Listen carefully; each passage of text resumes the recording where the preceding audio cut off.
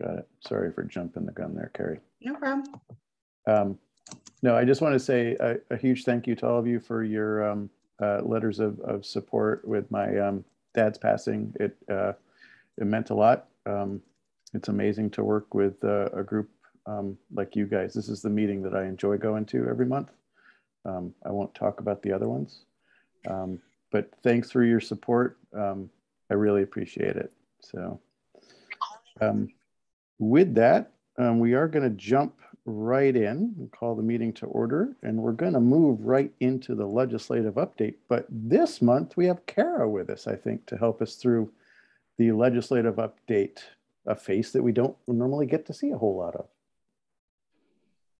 Yes, we have Kara and Sandra and I, and we're going to sort of split it up. So I'll get us started. Okay. If that's all right. So as a reminder, the weekly legislative blog post is available both in written text and an audio recording for you. It's issued every Tuesday in our weekly update. We did not issue a blog this week because the legislature was on town meeting break last week, and currently we're working on the mid-session legislative report, which will replace the blog for next week. So you'll have a much more lengthy report coming out at the beginning of next week. And then we'll resume the blog as of the week of the 21st. We encourage you to utilize the reports and the blog, which is available, as I said, in a couple of different formats for updates on each bill, and to reach out to your legislators if you have any concerns.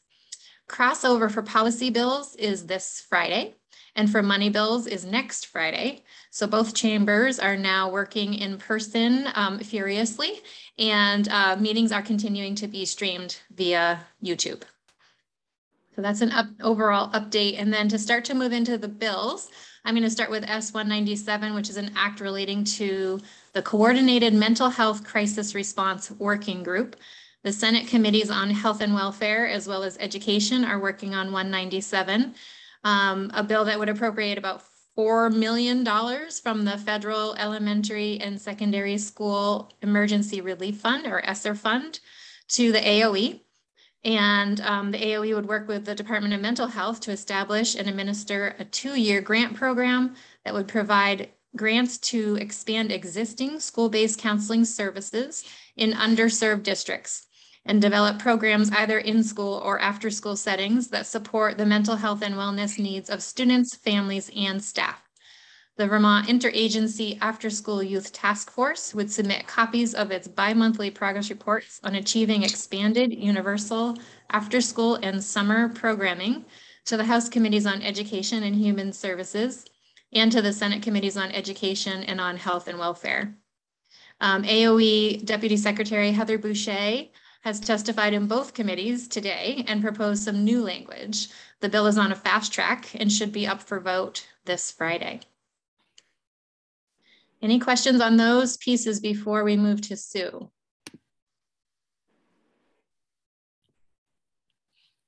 Okay. All right, I will take over for a little bit here, and then I'll give it to Kara when I'm done.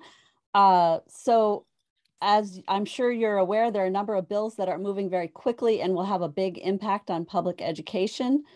Those include H329, which covers harassment and discrimination, the pupil weighting bill, pensions, H716, which is has to do with the Act 173 census block calculation, and H572, which has to do with retired teachers being able to come out of retirement to help with the workforce shortage on a short-term basis.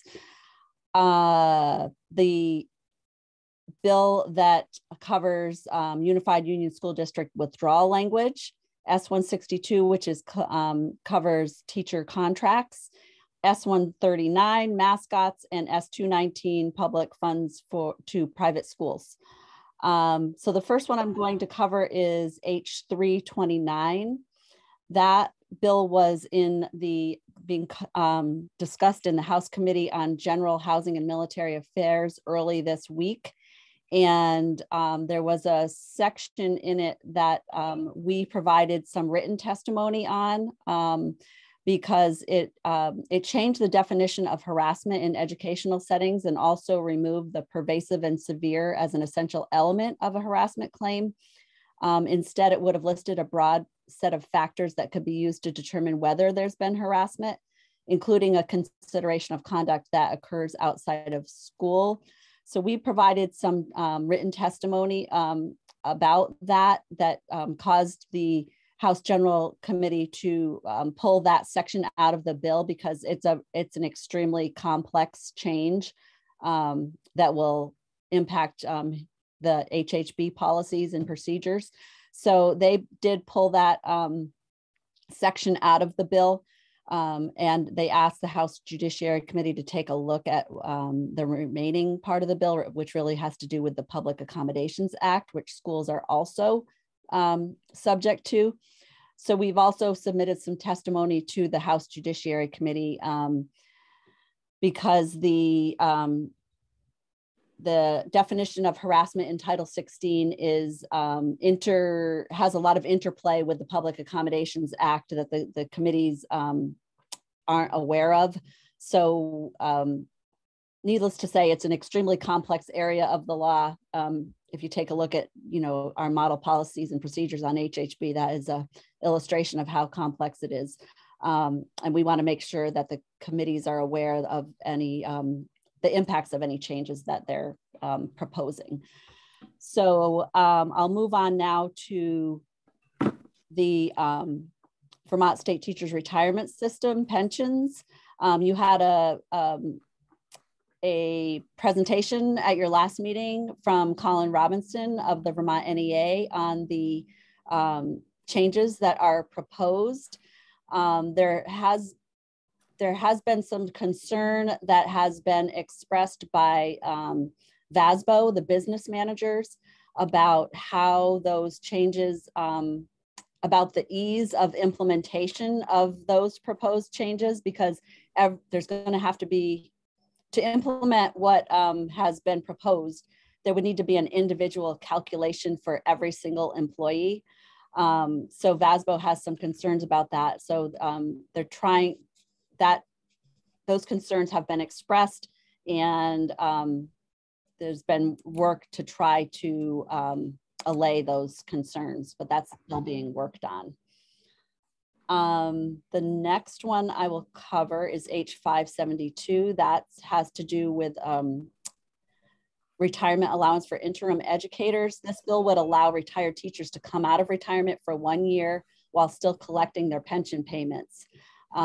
It's in the House Appropriations now, where they're considering adding some additional guardrails, including a sunset provision for the bill, and they're likely going to vote the bill out of committee this week. That's basically it for that one. The VPA has been very, very involved and supportive on that bill due to the workforce shortage. Next, I will talk about S162. S162 is a bill that you've probably heard us talk about in the past. It is a bill that would open up a time period for teachers, that would allow teachers to basically be able to break their contract in order to go work for another district until, as the bill is written, until June 15th.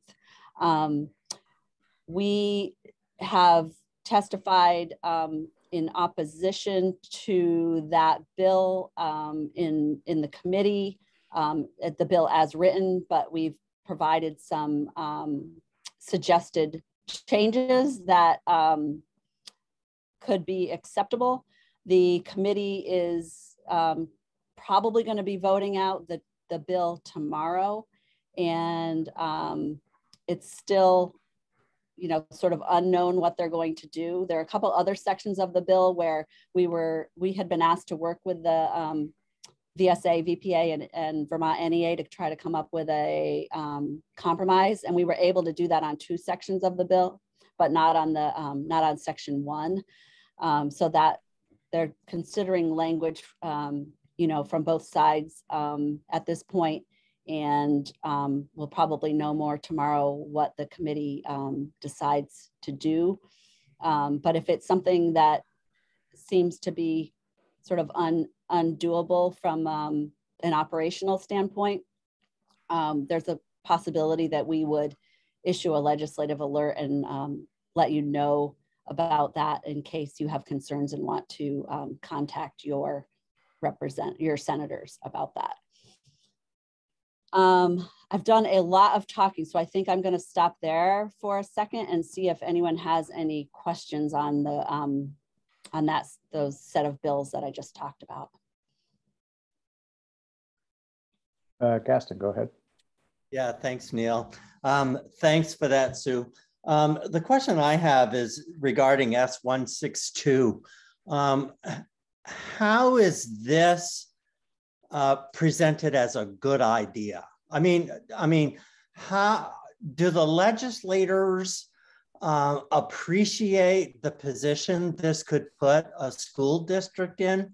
Not, you know, I mean, I guess you could look at the whole spectrum, but certainly me from a rural community here, you know, it's hard enough to fill slots, you know, well in advance, let alone trying to find a long-term sub, depending on when a teacher breaks their contract. I mean, seriously, how is this viewed as a good idea? I'm just sort of wondering what you're running up against. Over. Thank you. Well, we're really fortunate to have Jay Nichols, Executive Director of the VPA, be sort of our spokesperson on this, because he has many, many years as a superintendent. Before that, he was a principal, and he's been the Executive Director of VPA for at least 4 years now, might be more than that. He has done an excellent job of portraying those concerns, Gaston, and really focusing on students and how this is going to affect the students. And I think that the committee members, I believe, have, heard those concerns.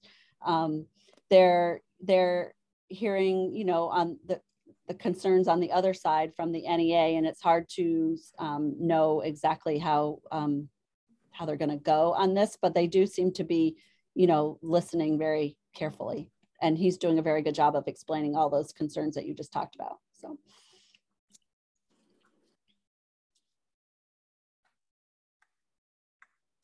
Any other questions on those? All right, I will move on to pupil weighting. I'm not going to go into a whole lot of detail on this, because I could, but it would take a long time, but I can tell you that the Senate Finance Committee completed its work on the bill, the pupil weighting bill, this afternoon, and voted it out of committee with a 7-0-0 vote. And from here, the bill is going to go to Senate Appropriations because there is a $600,000 appropriation, $600,000 appropriation in it for 6 new positions at the AOE. And there's money also for stipends in it for members of the newly formed Education Fund Advisory Committee. It also has to go to Senate rules so it can get a bill number and be put on the calendar for consideration. Right now it's got a draft committee bill number. I think I'm going to stop there with that one unless people have questions on it. We've been covering it very closely in the legislative blog every week. Jim, go ahead. Yeah, I'm just curious about the AOE positions, which of course they don't fill positions very well normally, but 6 positions there and the whole administrative structure behind this. I just don't have a real good feel as to whether or not, clearly some resources are required to implement this and to keep it going. But, a new administrative structure and 6 bodies and stuff like that, I'm just curious whether that really makes sense or not. And, or whether you've gotten to, you're able to determine whether it makes sense or not. I think a lot of the work that they're going to be doing has to do with the universal income form and being able to collect that information for the poverty weight. And maybe Kara or Sandra has some more information that's relevant to that, to those 6 positions. I'm happy to hop in. I've listened to quite a bit of testimony on this bill over the past month or so, and I guess my only response to your question would be that Secretary French has testified a bunch on this and has been asked repeatedly if he could manage 6 new positions. And he felt strongly that not only could they manage those positions, but that they needed those positions. And he felt that they could be filled.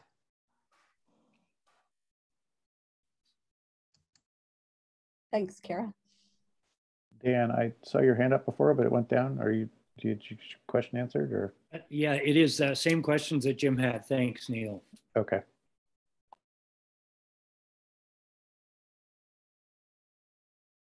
Okay, moving on. H716. I'm getting my numbers mixed up. H716.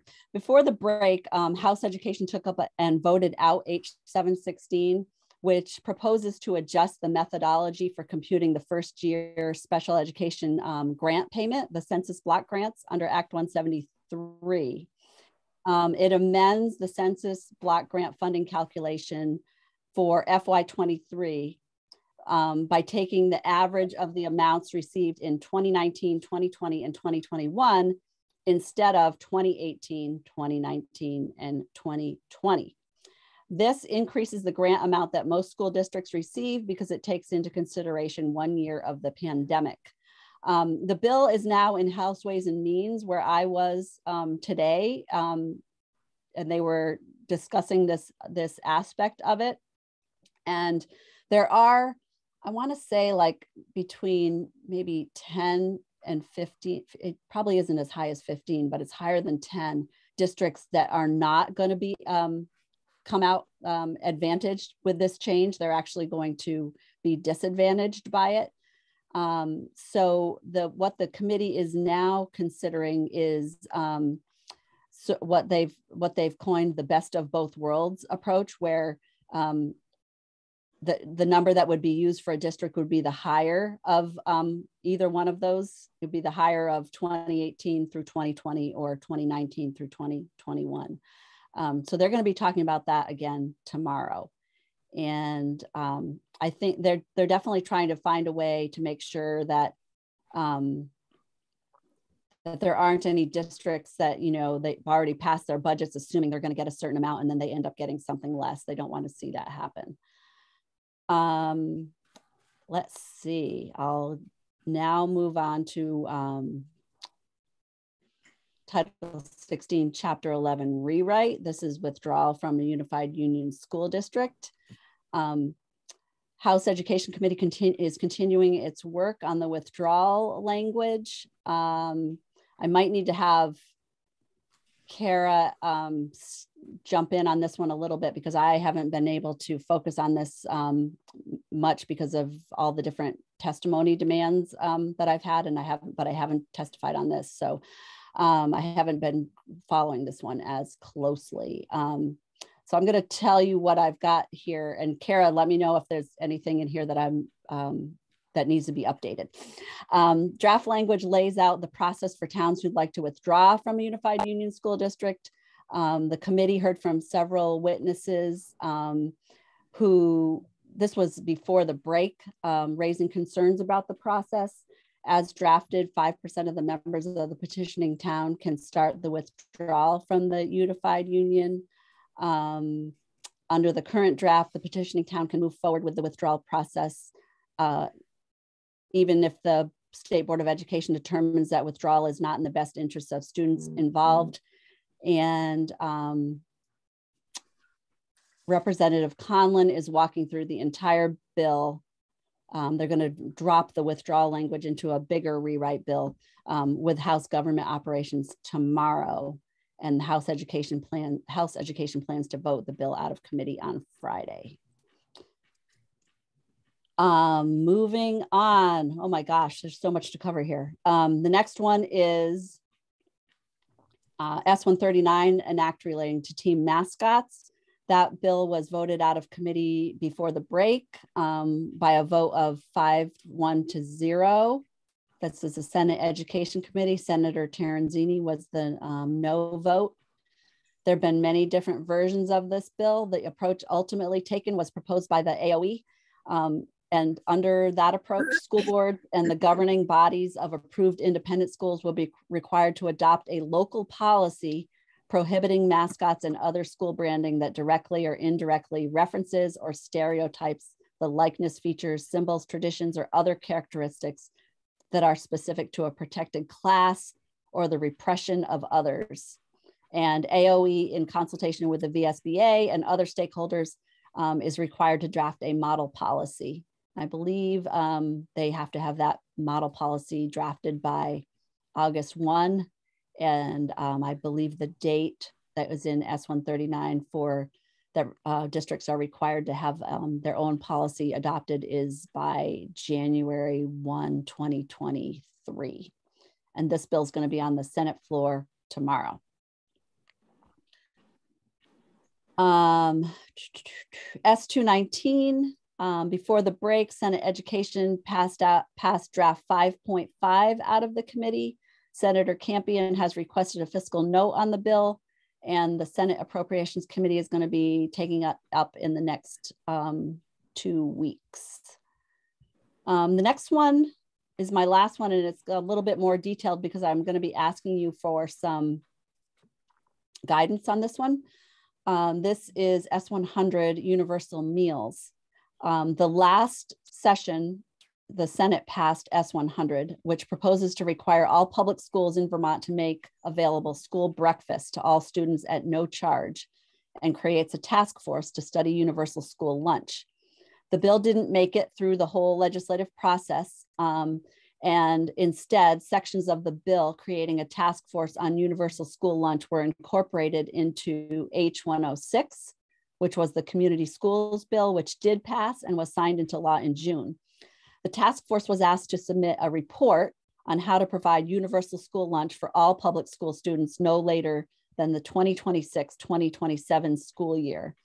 That report was submitted, and House Education took up S-100 on Tuesday of this week, yesterday, and heard from Rosie Kruger. She's the main school nutrition person at AOE.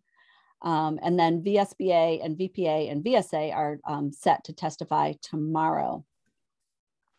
Senator Pearson is a proponent of amending the bill to make both the universal school breakfast and lunch permanent. Currently, COVID-19 related waivers have provided full federal funding for universal school meals in Vermont schools since March of 2020, but we don't expect an extension of those waivers. So those will end in June of this year. In the 2021 session, the Joint Fiscal Office provided an estimate additional cost of $24 to $40 million for implementation of universal meals in Vermont. This estimate included both breakfast and lunch. The low and high estimates varied based on different assumptions of how many students would eat both breakfast and lunch, and how many households would continue to submit free and reduced meal applications if all meals were free. We don't have any updated numbers from JFO. The bill as currently drafted would pay for this program off the top of the education fund. So I know we're going to come back to this one, but if there are any particular questions on S-100 or any of the other bills that I talked about since the last break, happy to answer any questions. Kim, go ahead. I am wondering where they're going to be capturing income data separately for the weighting, and maybe I'm mixing apples and oranges. But if that's happening, then is that transferable for the purposes of not needing a form? So we don't have to worry where the drop-off is related to people not completing the form. A universal sort of income, it sounds like 6 people to create a universal income form that could be used for multiple purposes. Am I? Yes, I think wrong? No, the intent is for it to replace that, the current form. The form. And so, yeah. So the previous estimates didn't necessarily anticipate they were trying to factor in the loss of income for not completing form, and that should no longer be an issue, right? I don't know that how they factored in loss of income for not completing the form. Okay, I thought you mentioned that as to be why the range was 24 to 40 so big last year. So maybe, obviously it seems as though updated numbers would be beneficial. Yeah, I think they would. Because they didn't have this universal income form idea last session, or at least it wasn't as fully developed as it is now. Thank you. Sure. Mark, go ahead. So not so much a question as a sort of statement. My understanding is that in Washington, Democrats are trying to make that that waiver more or less permanent, but they are, running against up against the Mitch McConnell wall. But they are at least trying. So there is a chance that will continue. Yes, we've been getting some updates from NSBA about that. And the one that we received today sounded like it was not included. I think it was the omnibus bill that they said it was supposed to be in, and yep. It wasn't included in the most recent version. So they were notifying the state association so people could contact their legislators about that. I believe all of our legislators are supportive of that in Washington. I would assume so.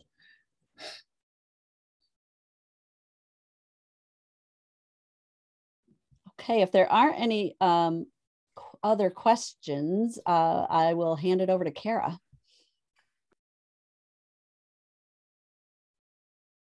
Okay, I am going to talk about just three, well, one's not a bill, one's likely going to be language on the shared school district data management system, or e-finance, and then the miscellaneous education bill that is in the Senate, and finally a bill on CTEs that is in the House.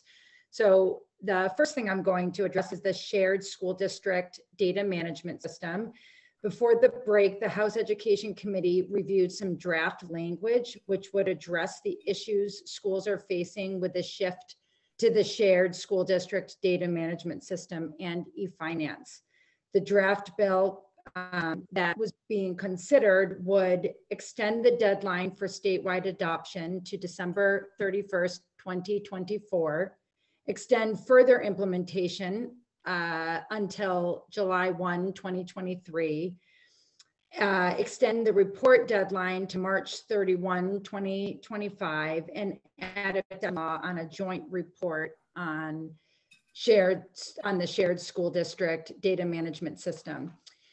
The committee considered this bill, and where they kind of ended with this was that they are more likely to send the language to House Appropriations for consideration rather than putting it into a miscellaneous education bill. So I'm just keeping an eye on House Appropriations and seeing where that language ends up. Moving on to the miscellaneous education bill, that is Bill S-283, and it includes the following. It extends the determination of residency for tuition purposes for the Community College of Vermont to include refugees.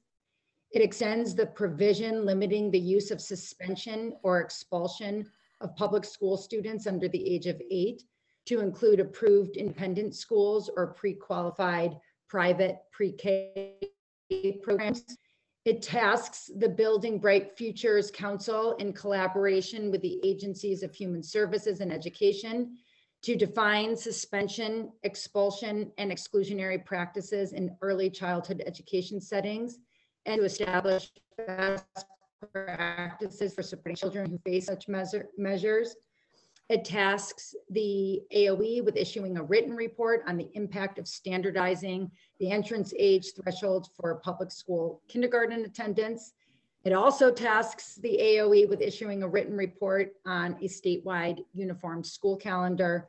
And then finally tasks AOE with another written report with recommendations for a statewide remote learning policy. That bill will be on the floor again on Thursday or tomorrow.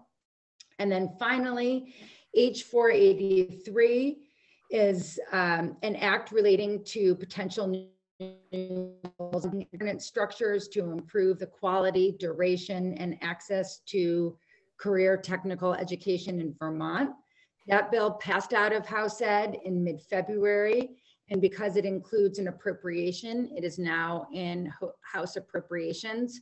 It has not been on their agenda for this week, and because crossover for money bills is next week, next Friday, my guess is it will be on their agenda next week. I don't know if everybody is really tired and wants me to go through what the bill does. Okay, I'll just try to map out for you what the bill includes. It includes a general fund appropriation for the Agency of Education to contract for services to complete a study, which would be completed on or before March 1st, 2023. And then the AOE would be required to develop an implementation plan at a later date with recommendations for legislative action. The study would do 6 things. It would examine the existing funding structures of CTEs in Vermont and how these structures impede or promote the state's educational and workforce development goals. 2, examine CTE governance structures and relationship funding structures. 3, examine the implications of the existing funding and governance structures for kindergarten through grade 12 schools and adult education. 4, consider the CTE funding and governance structures in other states. 5, recommend ways to strengthen the connection between the CTE curriculum and Vermont's workforce requirements. And 6, identify and prioritize potential new models of CTE funding and governance structures to reduce barriers to enrollment and to improve the quality, duration, impact, and access to CTE statewide.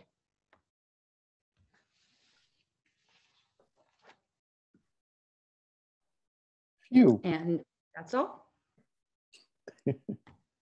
Any questions on any of the items that that Kara presented us?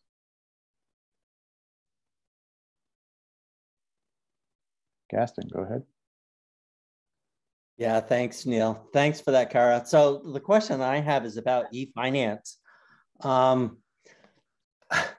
I'm kind of surprised, well, not really, that this is still sort of hanging around the Capitol here. There were a number of issues with this program that were identified by CPAs, by business managers and the like. And so they sort of kicked the can down the road. It sort of sounds to me, based on what you're saying or reporting, that it's not dead, but in fact, they're going to go forward. So I'm just kind of curious, have they taken any steps at all to sort of address the double entry? I mean, there were some real serious issues with this program that, you know, for our supervisor, and it would be a step backward, and not just a small step backward. I'm talking about big steps here. So, you know, we're still going to see this, I guess. Yeah, sorry, over. Well, I guess my comment to that would be, yes, they've taken a lot of testimony and they've heard from business managers and then a ton from Bill Bates. So they're certainly aware of how unhappy many school districts are with e-finance. What I would just say is that my understanding is what they're moving forward with is this concept of a shared school district data management system, but they're abandoning the requirement that everybody be on eFinance Plus. I think what they've learned is that these systems can I'm not a systems person or a technology person, but like in the back end, you can get everybody on different platforms to like still share all the information. So they're moving forward with that, but there isn't going to be the requirement that schools switch to this eFinance Plus. And then I should just add, for anybody who has switched to eFinance Plus, they will still continue to support those schools, that those schools won't be abandoned, because apparently there are some schools out there that like it. So. Great, thank you. Any other questions? So if y'all were paying attention, right, apparently our message at the beginning of the legislative session that we didn't want them to take up too many education bills went I don't know if it was unheard, unheeded, what it was, but holy crap, right? I mean, this is kind of crazy. To that end, though, I know, Sue, there were one or two items that I think that we might benefit from maybe some position of the board or some clarification on for you all moving forward with testimony. I think S100 was one of them. Yes. Yes, S100 is one of them. It would be really helpful for me to have some guidance from the board. I know you talked about it last year, but it's been a year, so I thought it would be good to revisit that conversation if the board wants to. And I am supposed to testify on it tomorrow. So any guidance you can provide would be very helpful. Okay. And before I go to Dan on this, we do, I think as it relates to this bill, we do have one or a couple of resolutions that may pertain, you know, sort of on a broad level. I mean, I know that we've got one about unfunded mandates, and we've got one about possibly having the money come from the general fund rather than the ed fund. Am I accurate in that statement, Sue? Yes, yes. Okay. I can find those too. That might be helpful. Okay, Dan, go ahead. Yeah, so that basically is my question. Sue, I know you had said that the 24 to 40 million would come off the top of the ed fund, is I think the way you put it. If the VSBA is already going to testify in opposition to that, maybe, you know, that would answer my question. Coming off the top of the ed fund probably means there's less other money to be sent out in terms of yield and everything else, which means we'd basically end up paying for it. Is that a correct assessment? Yes, you are correct, Dan. And I will add to Dan's comment as well, my concern that it just strikes me as a little odd that we're talking about this, and yet we haven't ponied up any monies for PCBs if and when we find them. And so it strikes me that our priorities, while well-intentioned, may not have been thoroughly reviewed at this stage. David, go ahead. I kind of echo your response. I think a targeted approach to the lunch program and breakfast program is probably could well be warranted. But so why aren't we following the recommendations of the pupil weighting study, which is making an effort to target those very same imperiled groups, and then use that information and dovetail it with the food as well as with the extra funding? And it seems to me that's all linked, and it would be all better targeted. So I don't understand the rationale. Thanks, Dave. I don't know if I don't know that we have a whole lot of insight on the rationale to be able to answer your question. Kim, go ahead. I don't know that I can offer any, certainly no official insight. I just know that Universal School Meals offers the opportunity to destigmatize school meals, to embed nutrition and throughout curriculum.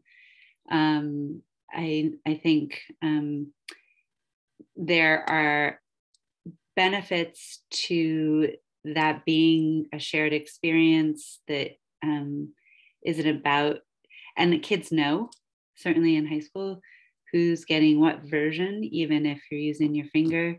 on a thing to get your meal. There's a stigma with it. You can't get certain types of meals. You can only get the full lunch. You know, there are a number of problems with the version that exists right now prior to the waivers.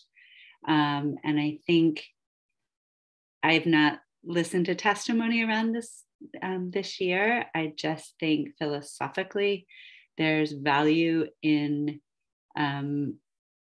broader value than what seems when we are otherwise targeting or asking people to qualify and reveal themselves in their meal choices at lunch. In addition to offering sustenance where some families and kids may simply have their only meals in our buildings.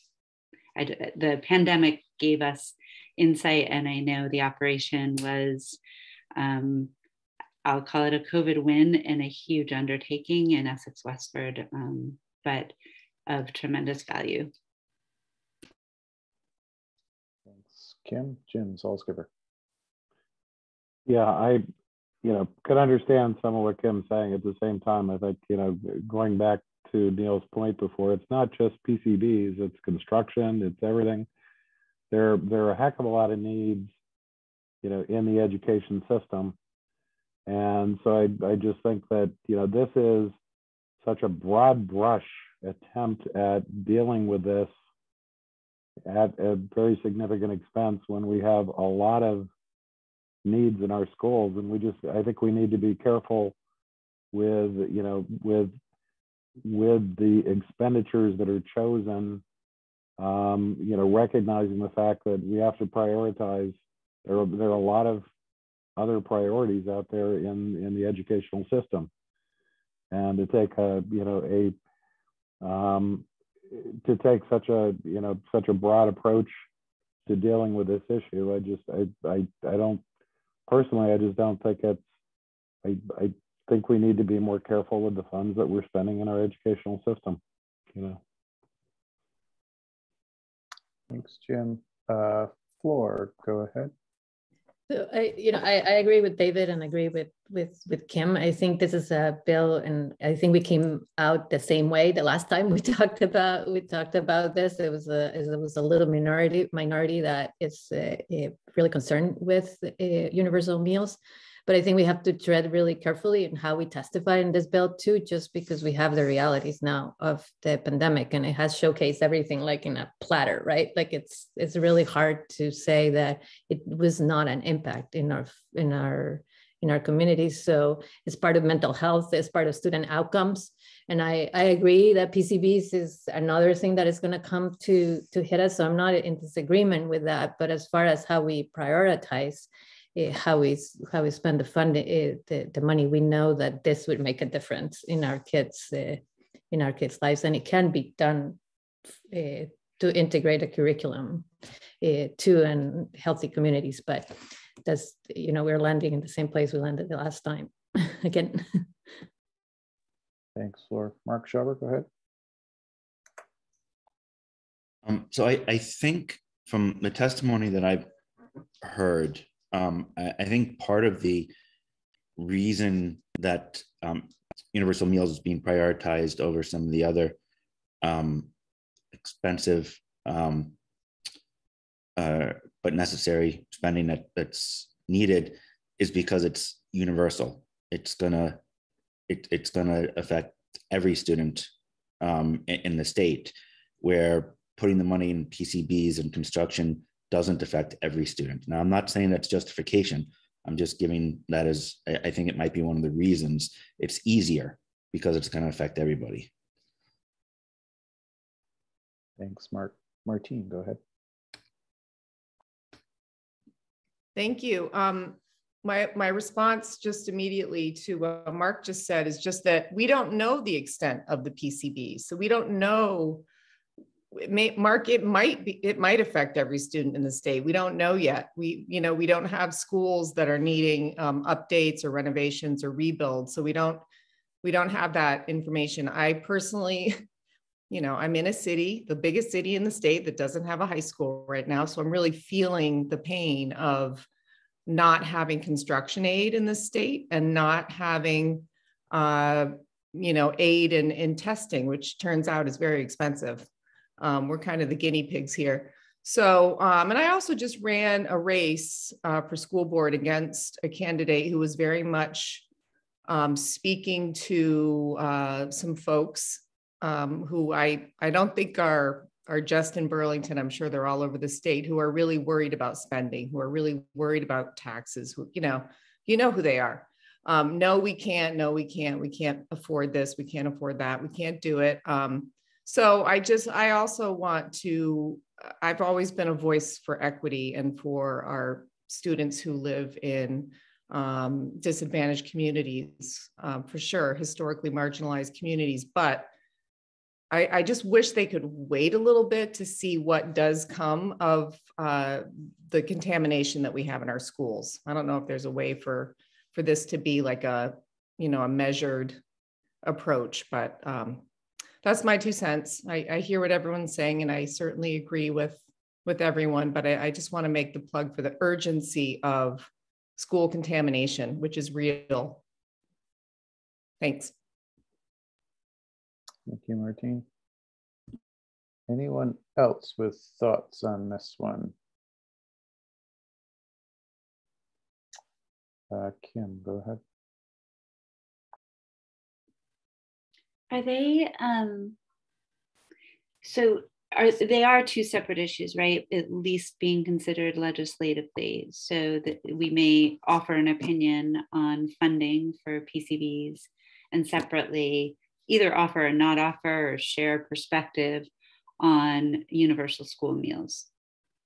They're not tied to one another in a way that we are thinking about it because we understand the limitations of the funding, but in fact, they remain separate issues. So I think bearing that in mind, because I don't think we have any way to move the needle on saying, oh no, don't put it there, put it here.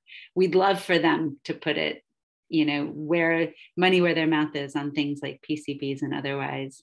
I guess, again, I have not followed this in the way I've followed many other things going through the legislature right now, and I followed it a little bit more closely last year, but thinking about reversing course where there's been waivers and it's been universal meals, to reverse course on that feels potentially pretty devastating thinking about it. Let's just reverse and see what happens, and then move back to it in hopes that somehow they redirect the money someplace else. I worry about that happening and what that would mean for students and families. And honestly, the environment that's been built over the last couple of years in those places where universal meals have been, where it's been happening. Thanks, Kim. Dan, go ahead.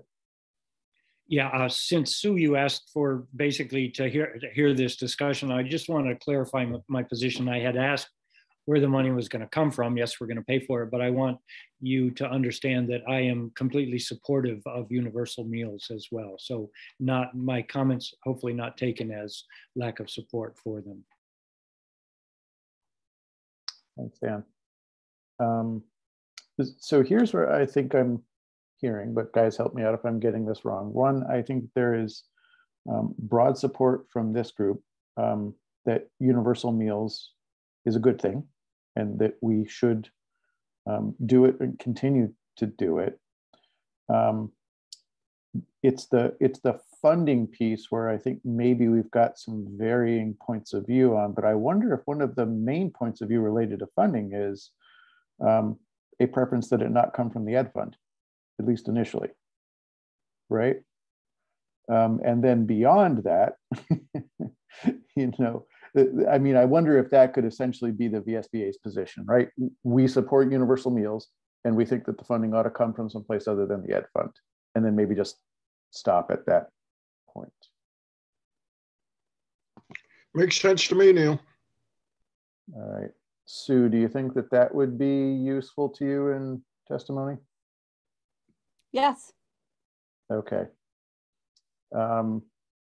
So then I think maybe what we ought to do is just have somebody make a motion that, VSBA supports universal meals in Vermont schools and feels that the funding for that should not come from the education fund. I'll make that I'll motion. I'll second it. I think for the first question I have to have is, Carrie, did you get that? No, I was just typing it when people started. So VSBA supports universal school meals. Universal school meals. Yes, what was the second part of it? And that the funding should come from a source other than the education fund. And you had mentioned in Vermont schools in your first draft, Neil. Yeah, so you were going to tell me that I just didn't get it exactly the same as I'm making this stuff up on the fly, and then I forget what I originally said. Had a videotape. I have VSBA supports universal school meals. The funding should come from a source other than the education fund. How would you like me to adjust that? The one thing that I heard was supports universal school meals in Vermont schools, which I guess for those of us that are in an interstate school district would mean that some of our schools that are not in Vermont wouldn't have to comply. That being said, though, let me turn it over to Kim. I think what I've heard is we got a motion. It was seconded. Okay, but there was a lot of motions, a lot of voices. So who was the motion? So the motion, I believe, came from Mark Schauber, and it was seconded by Dan MacArthur. No, Gaston. Gaston. Sorry, my bad. Gaston. Can you reread the motion as you understand it, Carrie, at this moment? Yes. VSBA supports universal school meals in Vermont schools. The funding should come from a source other than the education fund. Thank you. Actually, it was Gaston who made the motion and I seconded it. All right. Man, I'm off my game tonight, but thanks for keeping me honest. All right, you've got that change, Carrie, then I'm going to go to Kim, who's got a hand up. I think it's a question or comment or reflection. How does this impact independent schools receiving public dollars? And is that what we mean to say? Approved independent schools eligible to receive public tuition. Or not, like any school receiving public tuition then covers you, Neil, as an interstate district for schools receiving Vermont public tuition. So, good question. I don't know how that conversation's gone. Again, this isn't one that I was following closely. I've been following independent school rules very closely, but not that aspect. Yes. Maybe then a question in response to that, and Sue, or I don't know, others like maybe Jim or David, how was this handled in independent schools during the pandemic when it was federally funded?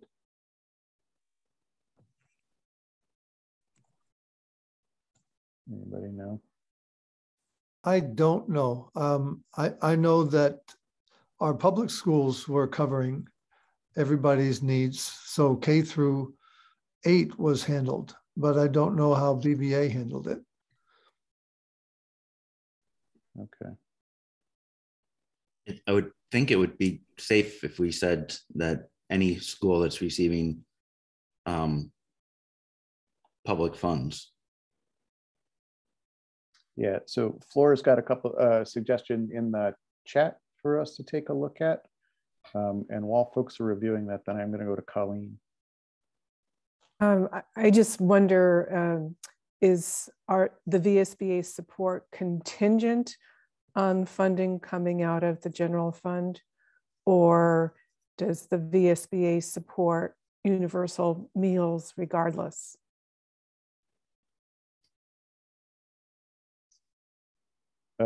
Good question. If I'm basing on what I heard around the board table this evening, I would say that there is universal support for the meals. if you took the I guess, independent of the funding source, right? So I guess the way that I look at it is like our position going into this and VSBA's testimony is that we support universal meals, but we think it ought to be paid for out of, for example, the general fund or not the education fund. In the process of lawmaking and, you know, the sausage is getting churned out, you know, it's possible that it might not go that way. I don't necessarily interpret that then as the VSBA not supporting it. We would just, I think, maintain that we still think that that the funding for it ought to come from a source other than the education fund. Does that sit comfortably with folks or not? So are you changing the motion? Not yet. Okay. It just seems that, yeah, oh, go ahead, Colleen. I'm sorry, I jumped in, sorry. No, go ahead. Well, it just seems that wealthier districts might be at an advantage if the funding is up to the districts. Right, we had opposed last year having it be in local school budgets. That's pretty clear, the resolution that we have about unfunded mandates. And there was really a concern that if a school budget failed, would be a mandate. It wouldn't be an area that could be changed. And so then, programs would need to be cut in order to maintain the budget, or to pass a budget. So I think that was pretty clear from our resolutions that that was something that we wouldn't support. Okay. So if I look in the chat, there's a couple of different ways that we might be able to handle the independent school piece. One thought from Flor and one from Adrian. And Flor, go ahead.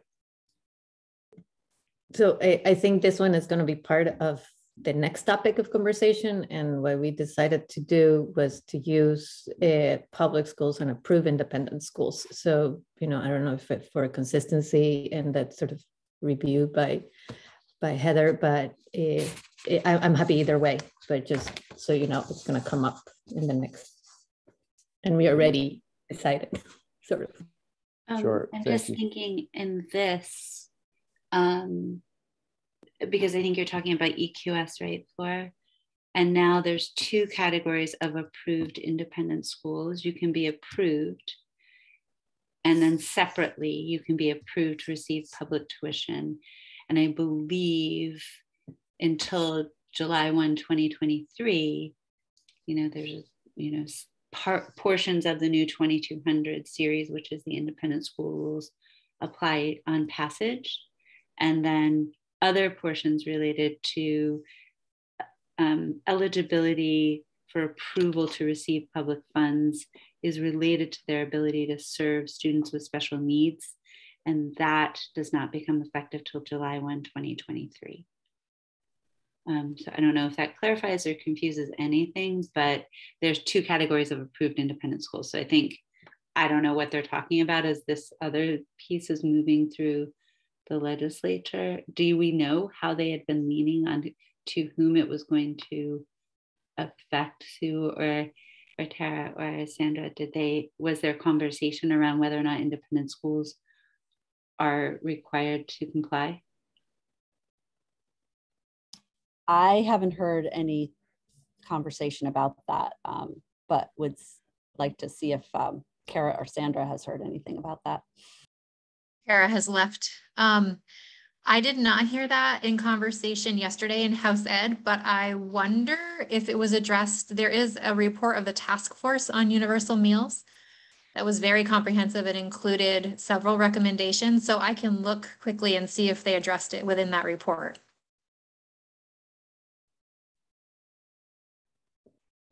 Thanks, Sue, one of the things that I'm considering here is that I wonder if this is striking me as like we could go down a rabbit hole pretty deep on this one. And I wonder if the original motion language would give you the flexibility then to be able to, my gut says is that if nobody else has raised the issue, VSBA ought to raise this particular issue in concerns to this particular bill, right? Of whether or not, is this only for like public schools? Or is this universal meals program also apply to independent schools? And if it does, yeah, go ahead. I was going to say, I think as currently written, it is only applicable to public schools, but Sandra's taking a look at what the report recommends. Yep. So let me just look at, make sure that I have the right. So recommendation number 9 says, consider whether independent schools should have the opportunity to participate in state-funded universal meals or should be required to offer meals at no charge to publicly funded students. And then it goes on to explain, if you do this, then you need to consider this. It's quite a lengthy paragraph. I could show my screen if that's helpful. I guess I'm leaning towards the original motion language, and that we don't maybe try to craft something that covers both, knowing that I think it is probably, from what you just said, in part addressed in the report.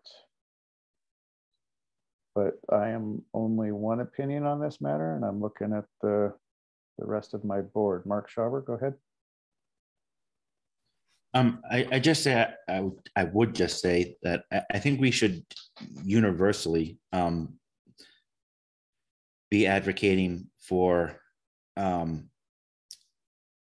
anything. The same rules should apply to any school that's receiving public fund dollars, period. Whatever those rules are, it should be the same across the board.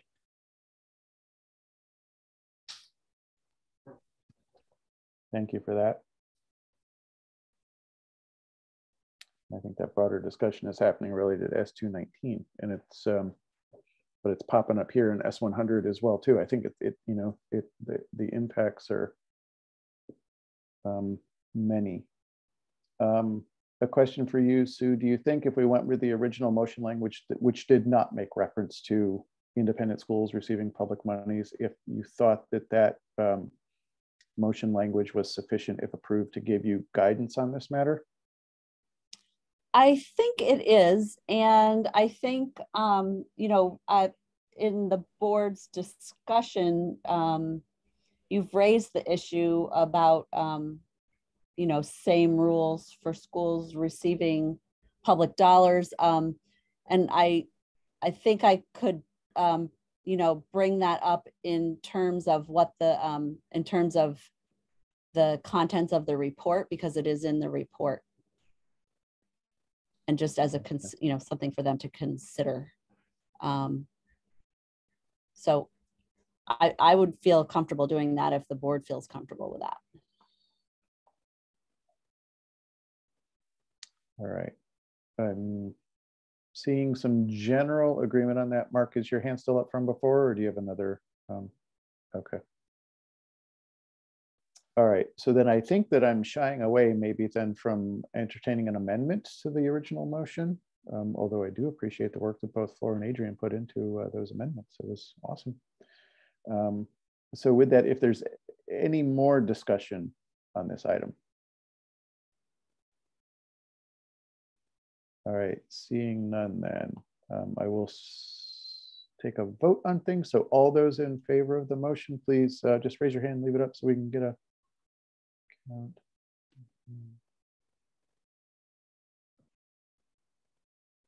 Okay, and then all of those opposed.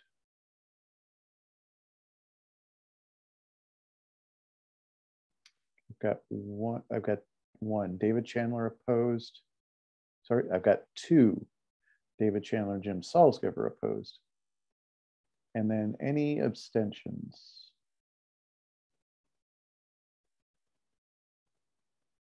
Okay, all right. Thank you, board. Sue, did you, were we interested in getting board feedback or input on that, the ballot, the warrant article language for budgets, yes. or not? Yeah.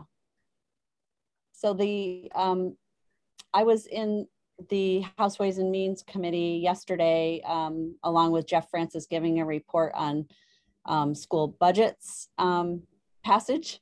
And one of the things that came up in the course of their discussion, which they asked for some feedback on, is the statutory language regarding school budget articles. And Neil, I sent that to you and Carrie earlier today. I shared it with you, a Google Doc that has the language in it. I don't know if it would be helpful to have Carrie put that language up on the screen. It would. The document is called.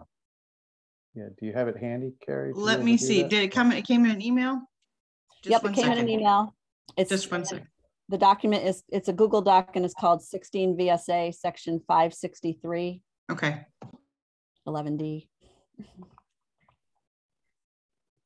So while she's finding it, I'll just explain to all of you the feedback that I'm looking for. I don't think it'll take very long to hear back from you on this one. So it basically what the requirement is in the law right now is that you have to have in your article on your school budget, this is the language that you have to use. It's set out in statute.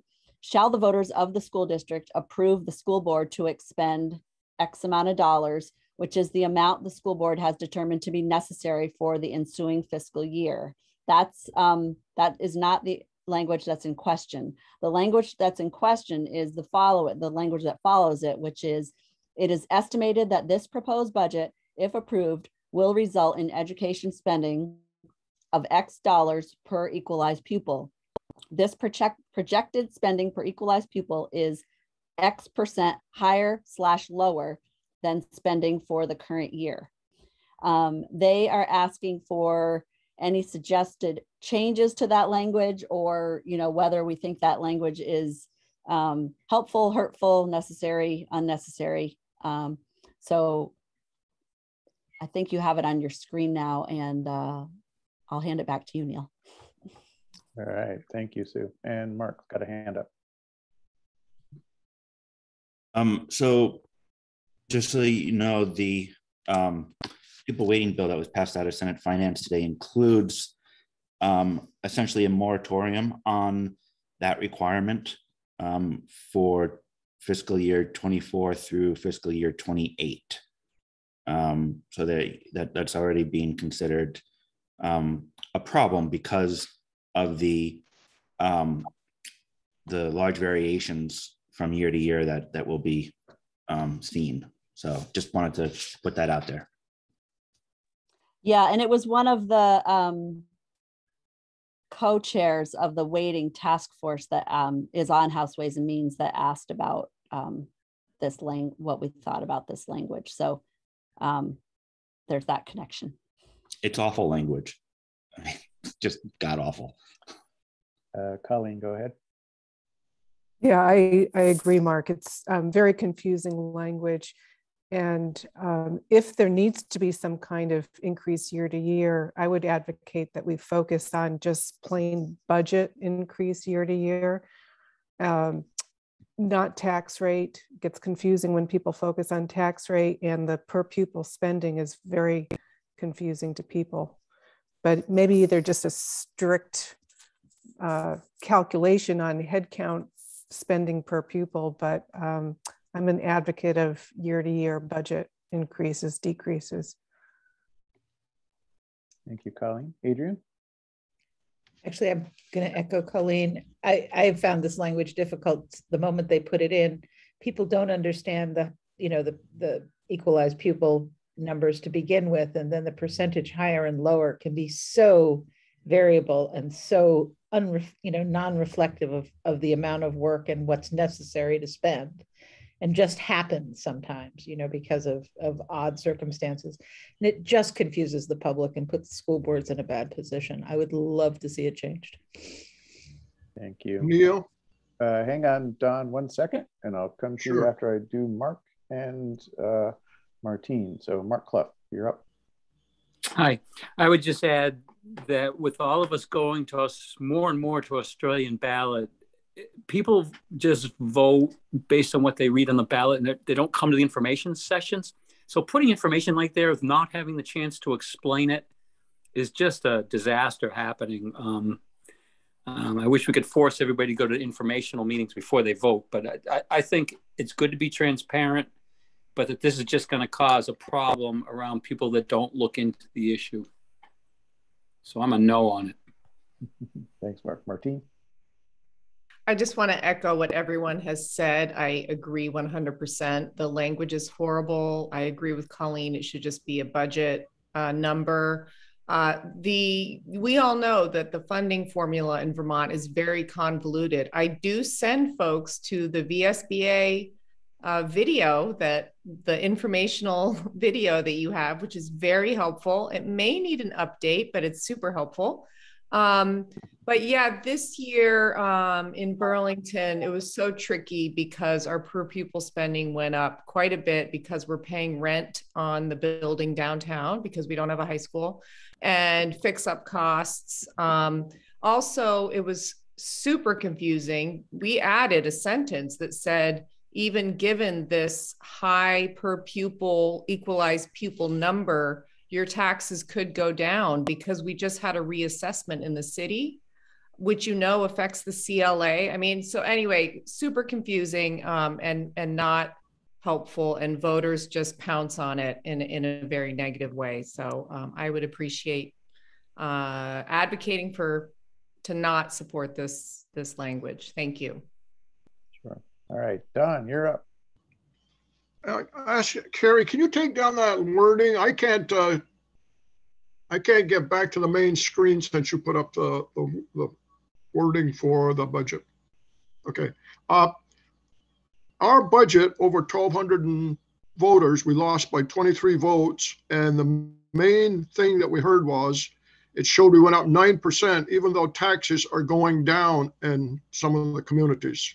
So this wording just kills it because people focus on one thing, and our per pupil costs are below the state average. So anything we can do to get that out of there and talk about budget increases is going to help us. Thanks, Don. Tara, go ahead. I pretty much echo everyone else, similar to Don and what someone else said earlier. I have to send out a flyer to all my taxpayers, hopefully before they do the absentee, letting them know that yes, because of the yield, because of the CLA, because of the equalized per pupil, that our taxes were going down. I had to have the chart. And even then I still got a couple people calling me, asking me to explain it to them. So, I mean, ours luckily went through, even though we had only 12 people at our informational meeting, but it's very confusing. And as soon as people got the town report, which comes out before my flyer, I had calls. So same thing. Thank you. Mark. So first, I agree with Martine that video, the VSBA Education Fund video is great. And I agree with Colleen and everybody that it should just be a budget number. But even that can be confusing because they taxpayers want to vote on their tax rate, and we can't give them that information. So I think we just have to be aware that we can be putting a budget number out there. It can be an increase or decrease, and taxes can still go the opposite direction. Thanks. So I'm hearing some pretty broad support that the VSBA would be in favor of striking that language related to equalized pupils and the amount that the spending per equalized pupil amount that it was increasing. Is there anybody that's not in favor of striking that requirement in the warrant article? All right. Anybody want to put that in the form of a motion?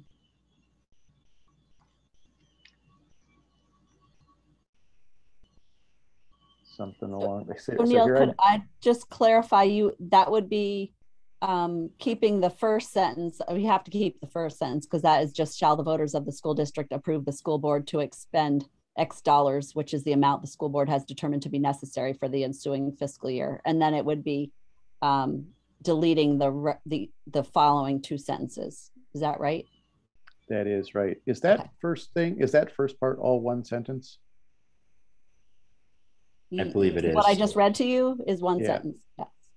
Okay, so I wonder if the motion could be as simple as, VSBA moves to retain the first sentence language of the warrant article and striking the remainder.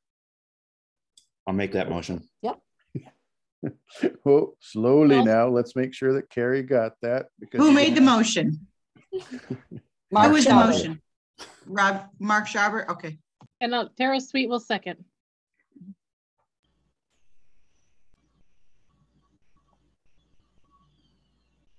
By some miracle, Carrie, did you get it? No. Oh. The motion, actually.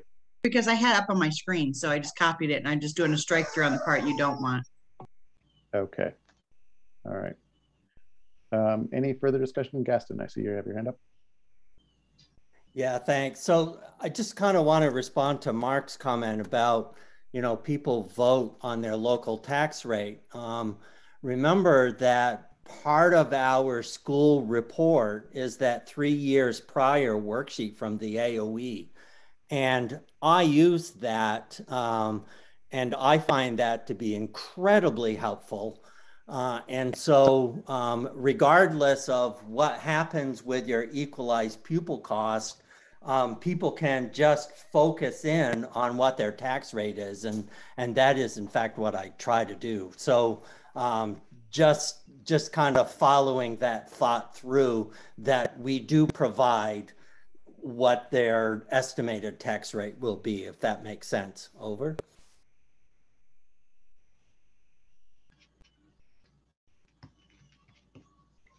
Sorry, I'm talking into mute.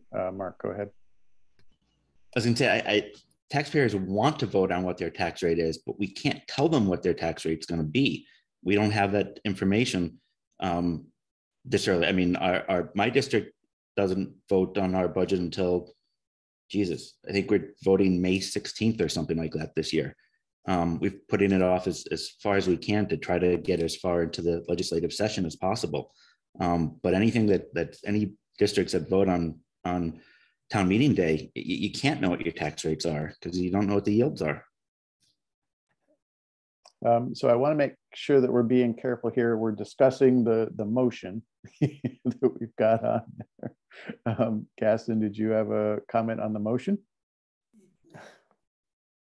Well, I think it's all related to the motion because we're talking about the language, but in fact, Mark, we are given a forecasted dollar yield, and that's what we present to our taxpayers on town meeting day when we ask to vote the budget. So we actually have an estimated tax rate down at the bottom based on the dollar yield. And for this year, we went very conservatively. There were a number of different numbers put across, and we went with the lowest one.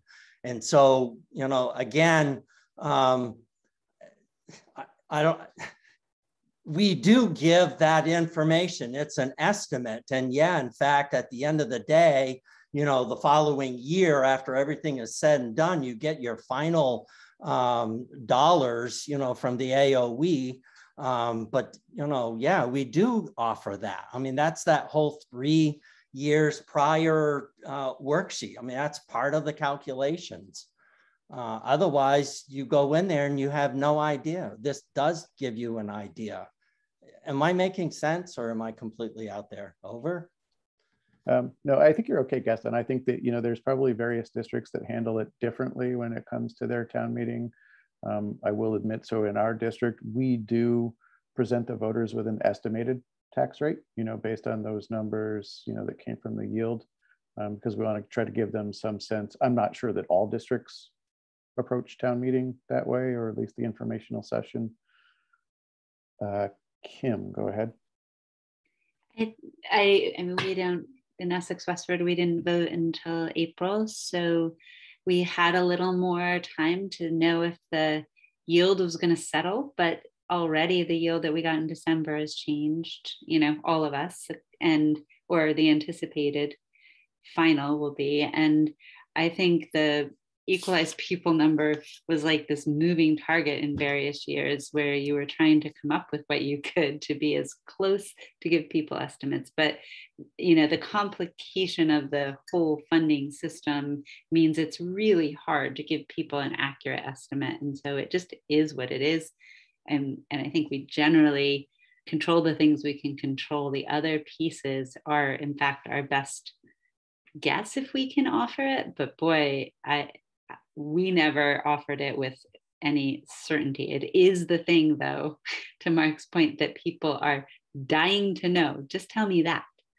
And if any of us are being honest, we can only say we can provide you an estimate with the information that we have. And that is a flaw of our system, not the questioning of the integrity of the boards, I don't think. Yep. Can I just confirm, Neil, that what's on the screen is what they're voting on? Yeah, that is correct, Carrie. All right. Any further discussion on the motion? All right. Carrie, if you can return us to the main screen so that I can see hands when they go up for voting, that would be good. All right. All those in favor of the motion, please raise your hand, leave them up so I can see.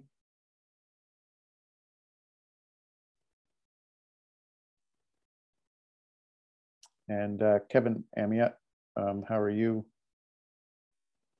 Okay, you were perfect. That is unanimous then, folks. Thank you, board. All right, we are going to move on then. I think, Sue, those were all the items that you needed board position on, yes? Okay.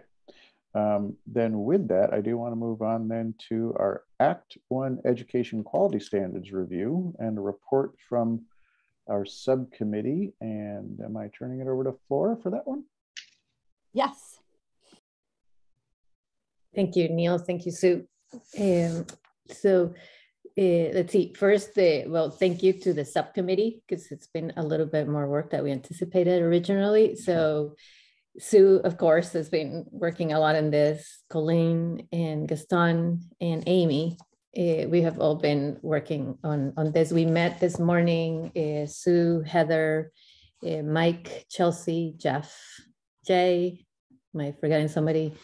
So we've been trying to following up. I'm going to try to summarize what you got in the packet. There was the full thing, and I'm trying to figure out how to go about it. But I'm just going to give you our highlights because the memo was not there because we didn't finalize that. Heather helped us put this memo with all our feedback together this morning, and it's changing. The latest memo just came in at 4:22 right now.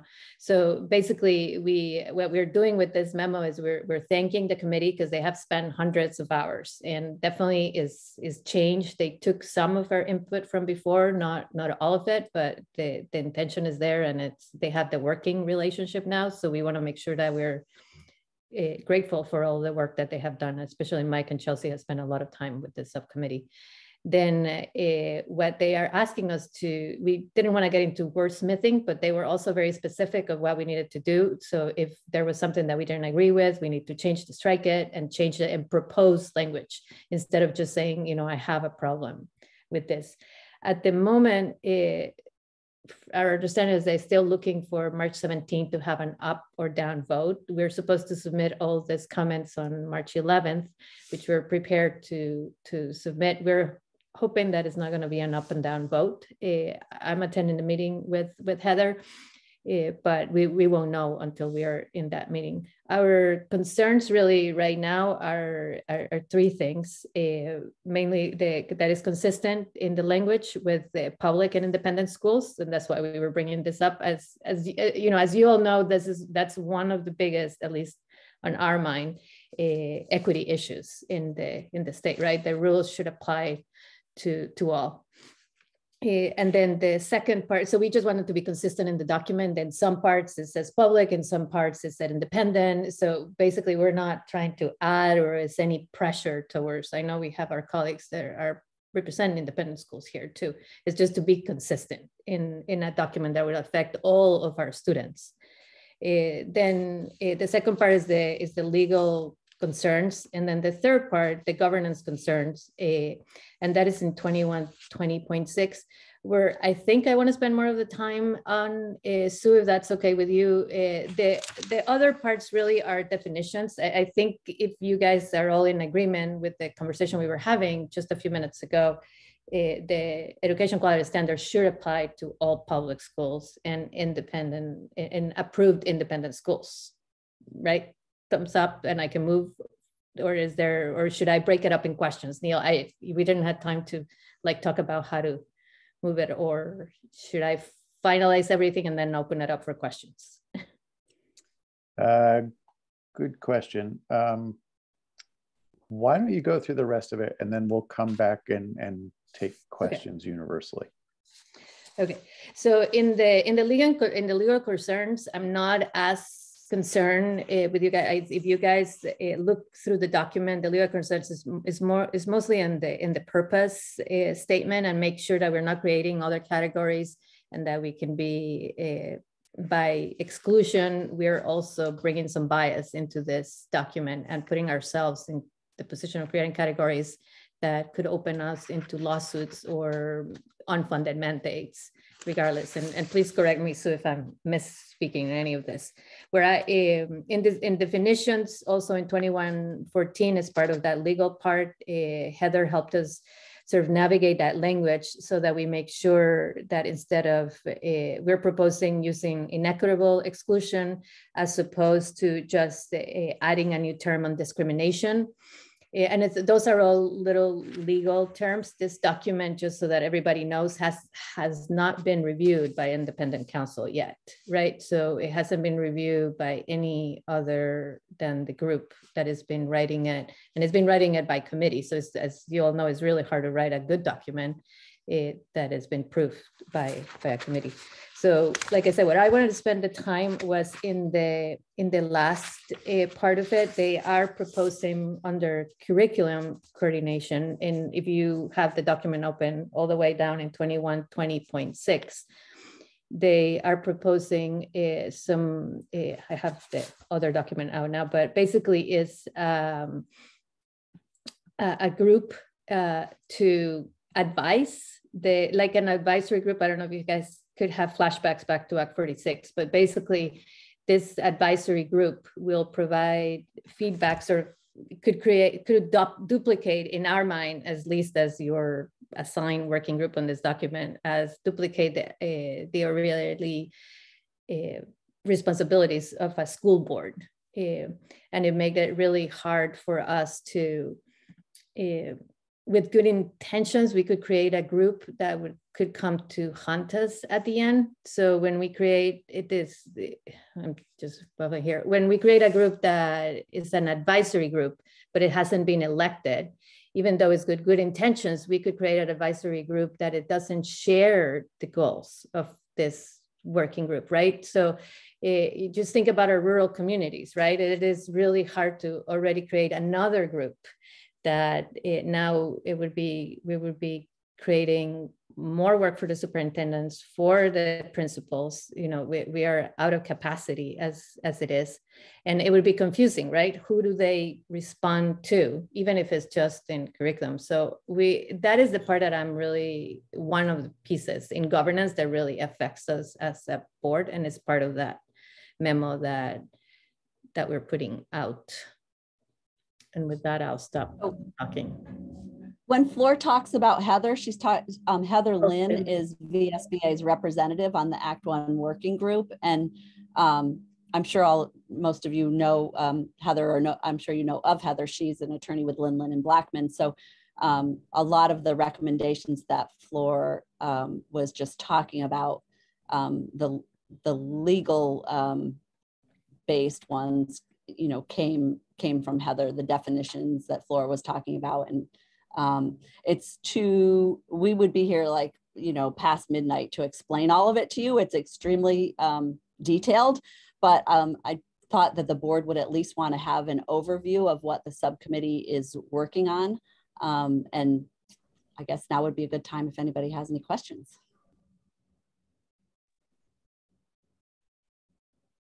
Any questions, gang? Colleen, go ahead. Yeah, and I mean, our committee has not met since Floor and Sue and Heather and the other group met earlier today, so we haven't had a chance to flesh this out. So what I'm going to say might feel like out of context, but I just want to give another perspective on that section that we're talking about related to governance. It seems to me that in some ways, this is the heart of what the working group is trying to move forward to, is to get some kind of broad input, broad stakeholder group input. And so I would propose that we go forward, and I'm just going to post in the chat, whoops, if I can. Anyway, I didn't get it. I was going to post in the chat some suggested language changes, but I'll just talk through it.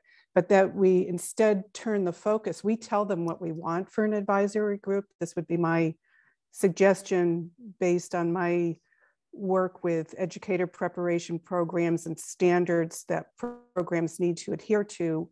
And the role of an advisory group in the past 10 years has become incredibly important in national accreditation standards.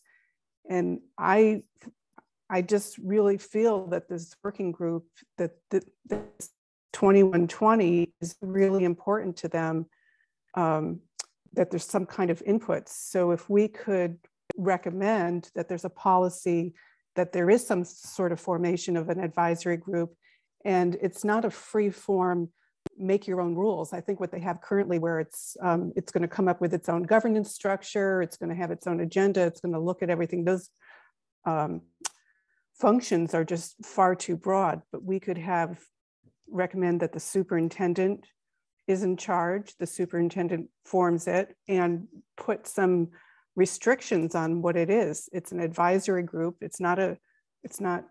Has no authority to adopt curriculum. You know, in higher ed, quite often, sometimes those advisory groups meet twice a year, and there's a clear understanding of the charge. They might meet 4 times a year, but it's not in the school pulling apart what's already there. It's an advisory function with a clear role, that the scope of authority ends at the point of recommendation. So I do think it's complex, and I think we have to acknowledge that the working group, this is an important agenda item for them. And so do we want to just ignore it, or do we want to put forward what we want, what we could live with? So Colleen, just to, we did the language that we had put in, we were able, Sue and Jeff had to leave because they were, hold on.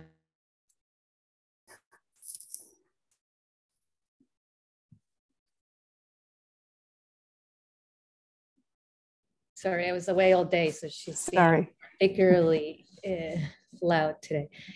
So we did talk about that proposed language, and when Mike and Chelsea shared what the working group was looking for, is mainly those things that we all as board members, you know, like trying to the equity trainings that we do, right? Try to figure out who's not at the table, right? And when we started to open up sort of the bigger can of worms into, this could also turn around, right? What if this advisory group becomes, especially how politicized everything is right now, could be the reverse, right? This group would become the one that says, you know, all of these books need to go away from the library. And I don't think that we as a full board need to spend a lot of time on because, you know, we could go down a rabbit hole, and we did this morning for a couple of hours. So it's mostly getting a sense of, do you have concerns? What we're hearing report back from us, we have a concern with this. It doesn't mean that we're gonna dig our heels and vote no just for this. we're hoping that because all of the comments from all of the different organizations are going to be passed to the State Board of Education, that we hopefully don't have to have a vote up or down, but that it is a working document. But we don't know that either. So, Colleen, yeah. Sorry. Yeah, if I could just, I just posted what I think is pertinent to what I'm suggesting here. In just the first paragraph, that instead of the, the broad brush that they're using initially, but the local board could adopt policy that that allows for some kind of group to promote systems for regularly, systematically, and continuously evaluating performance against goals. To me, that's the focus. What are the systems that we have in place to regularly, systematically evaluate performance against goals? I just go back to, I'm concerned if we say nothing or we leave it open, that we're going to get something that we don't want.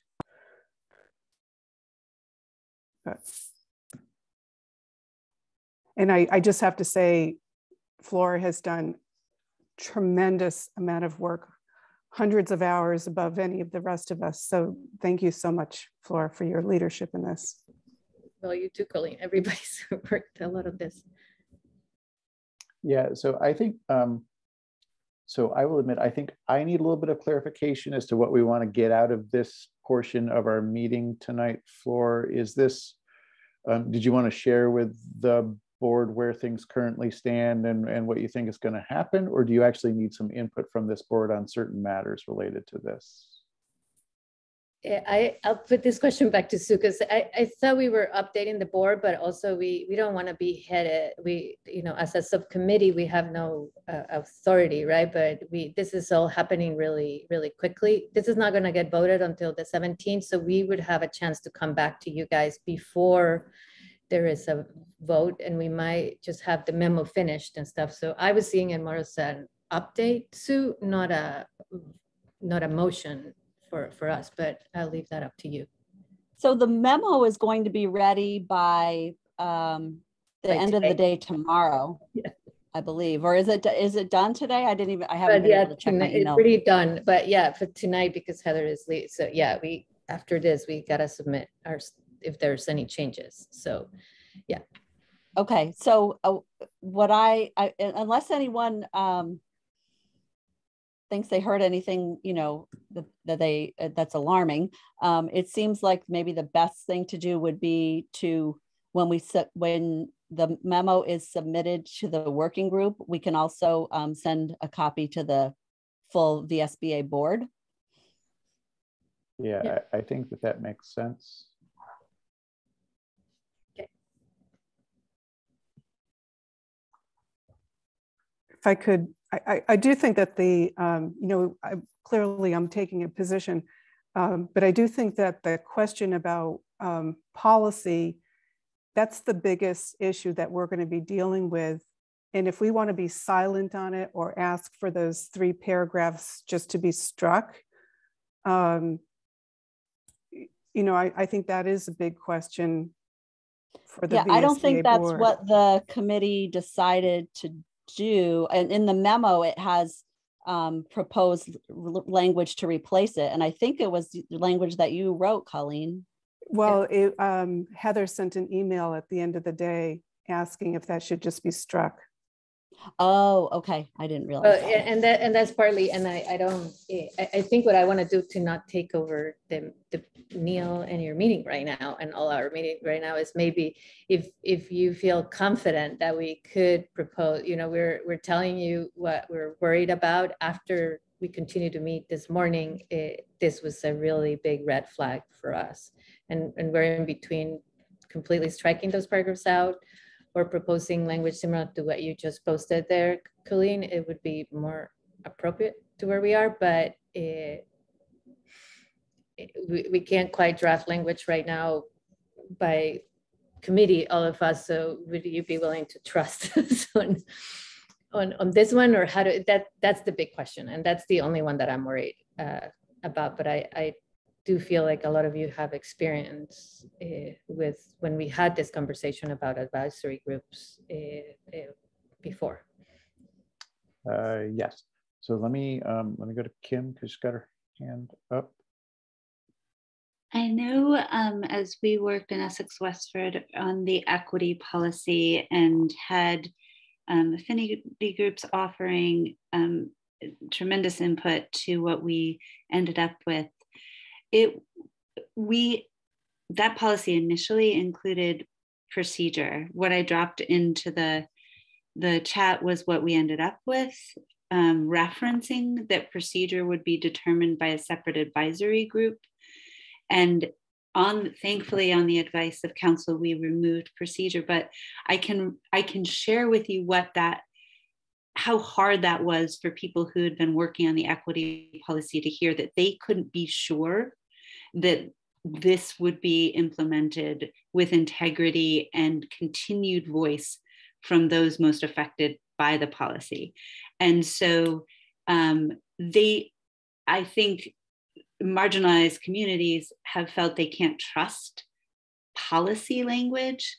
They want to ensure that in policy they've spoken to procedure. So I have a sense that that is possibly where this extensive language is. And I would not think it be wise to be as prescribed, but I would invite, the VSBA to offer feedback that talks about what that advisory, why it's important. I can't see every single building having it, but a district having a committee sort of charged with reviewing progress on these issues as it relates to policy, is beneficial, and that group reflect the marginalized communities most affected by the policy. I don't really know what that language looks like, but I understand the why.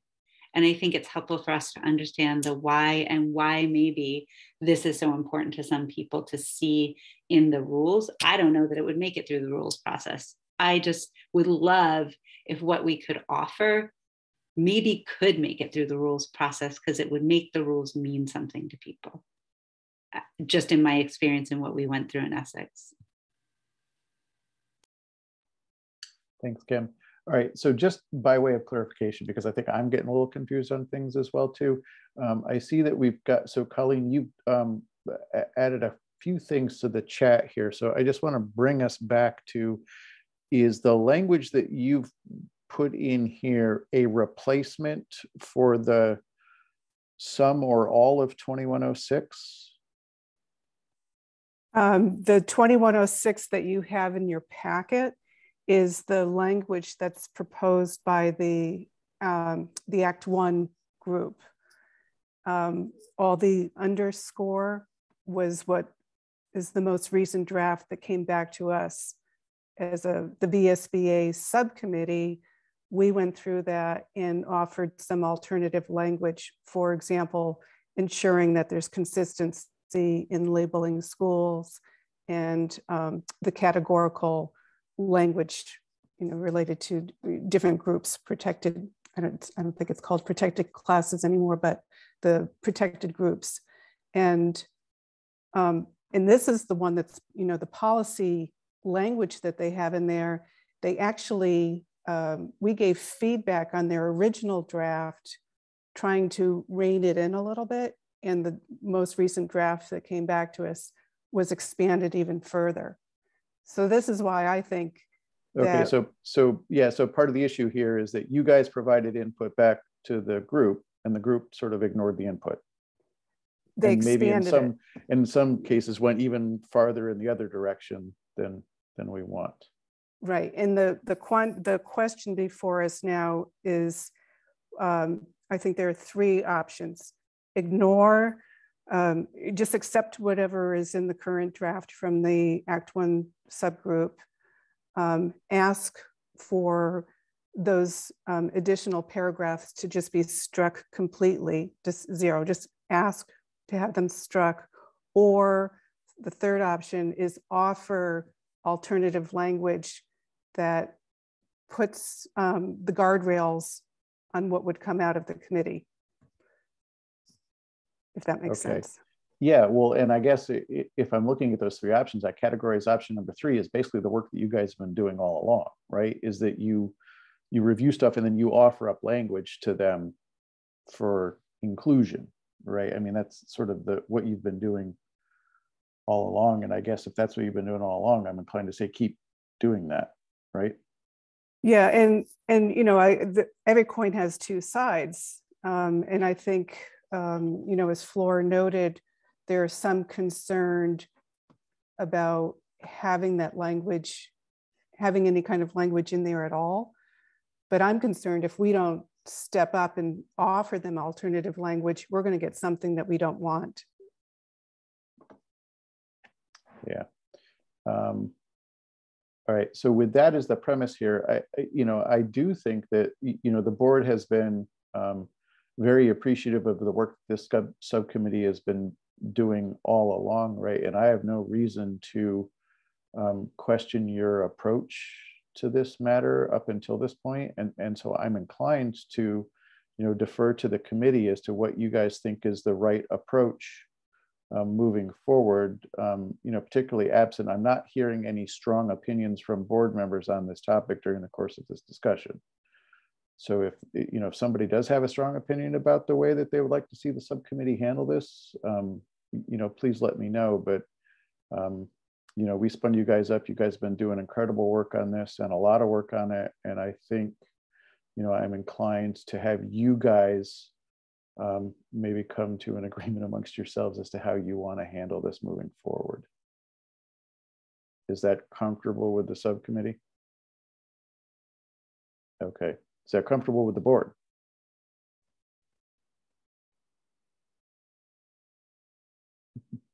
Okay. I'm not seeing any huge opposition to it.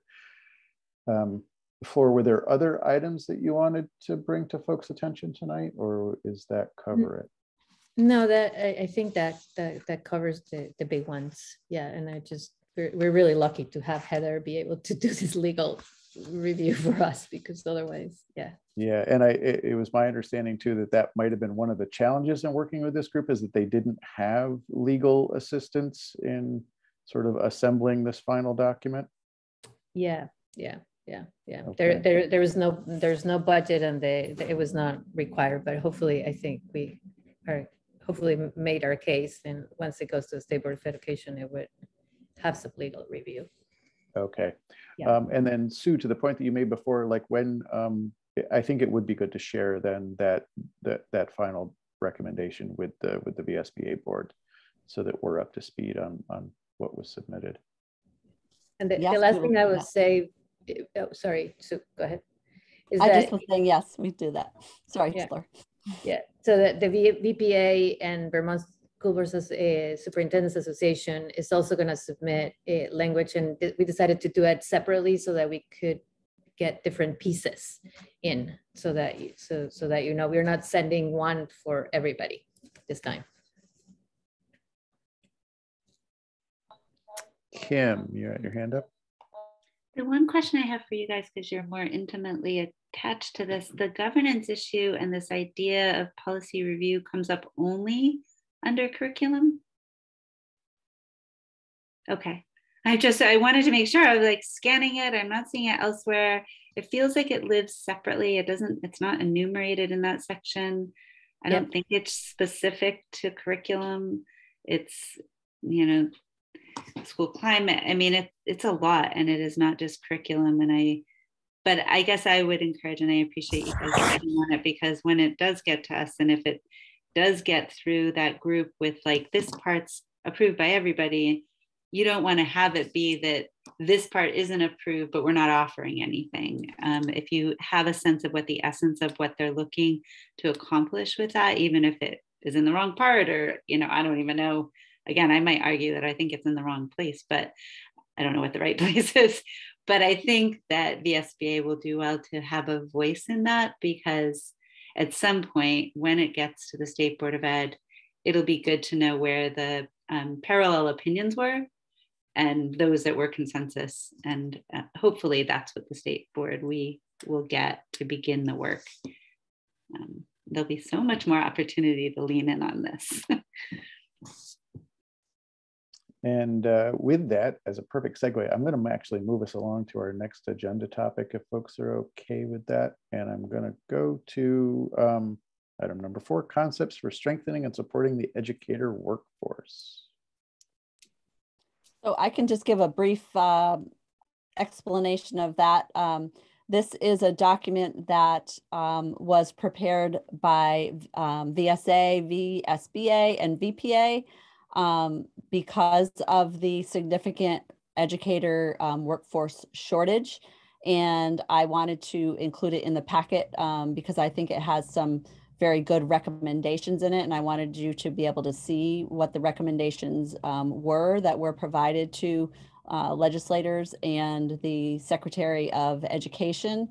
And the one area that I just wanted to draw your specific attention to is on page 2, having to do with governance standards. And it's a recommendation to develop school district governance standards. And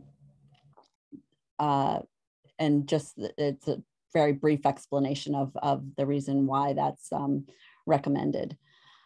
And given the interest of time, I think I'll stop there. And if anyone has any questions, I'm happy to answer them. And if you didn't get a chance to read it in the packet, I'd encourage you to, read it anyway, whenever you have time.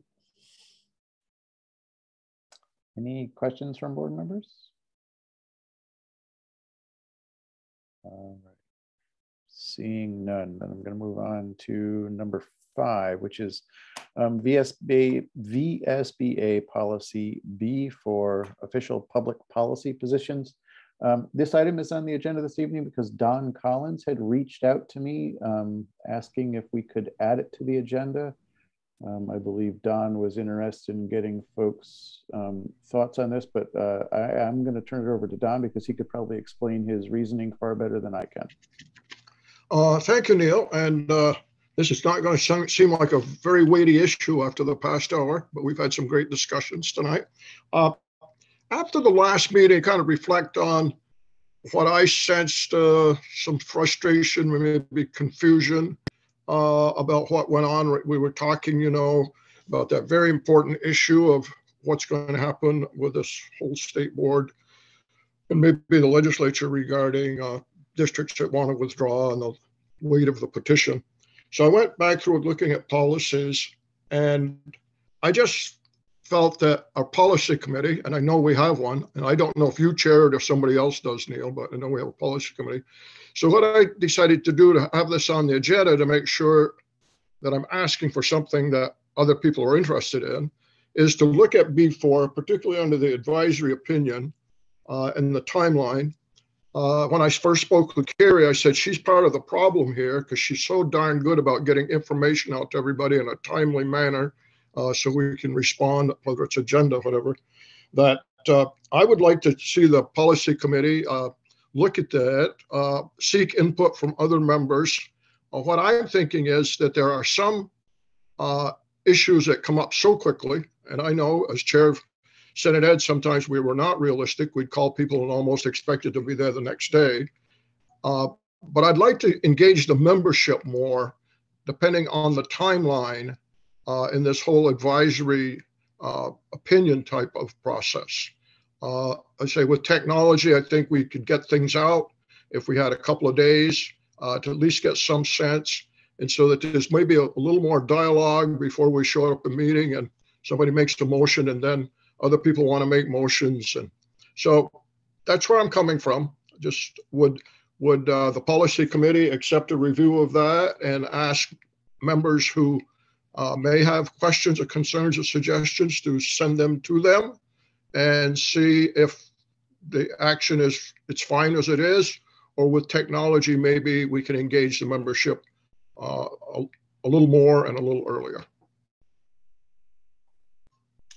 Thank you, Don. Dan, go ahead. Thank you, Don, for bringing this up. I just want to point out there are a lot of people on the VSBA board now who are, haven't been around during the divisive time of Act 46. And it's my firm belief that the Vermont School Boards Association was harmed greatly by some of the things that happened during that time. 3 supervisory unions around the state withdrew from the VSBA, and there are still school board members around the state who can't countenance the idea that VSBA is a good and useful supportive organization, because they harbor that the sense from before. And honestly, I don't think it helped that just before the last meeting, as Don pointed out, VSBA was again testifying, again, ironically, about an Act 46 withdrawal issue without having run that by the full board. And they could have. This is obviously not timely because it hasn't even, finished its way through the legislature yet. So just so people understand, I support the VSBA. I believe that we're a good and useful organization, and that we're well run, and that we work together most of the time. But I hope that we can agree as a board that we should absolutely limit the numbers of times and the amount of testimony that can be approved just by the executive committee without full board discussion. As Don pointed out, in this day and age of Zoom, we can communicate well with each other, proceed to be an open organization. And I would hope that we might, again, regain the trust of people by making sure that board members from all the different regions and representing different communities have a chance to be a part of any decision before it shows up at the legislature. So that's my spiel, and thank you all for listening to that. Thanks, Dan. And Neil, I might add, okay, the outcome may be the same, but I think the more members can feel engaged, the better it's going to make the organization. Okay, Mark, go ahead. I think I hit unmute. So being from the same county as Dan, where number of those supervisory unions that withdrew exist, I have to agree with them. But I actually raised my hand because I had a question. I can't remember. I don't remember much about our policy committee. Do we have one, and who's on it? We do have a policy committee, and if you hang on one second, I can tell you what I do know is that I chair it, and I'm looking for.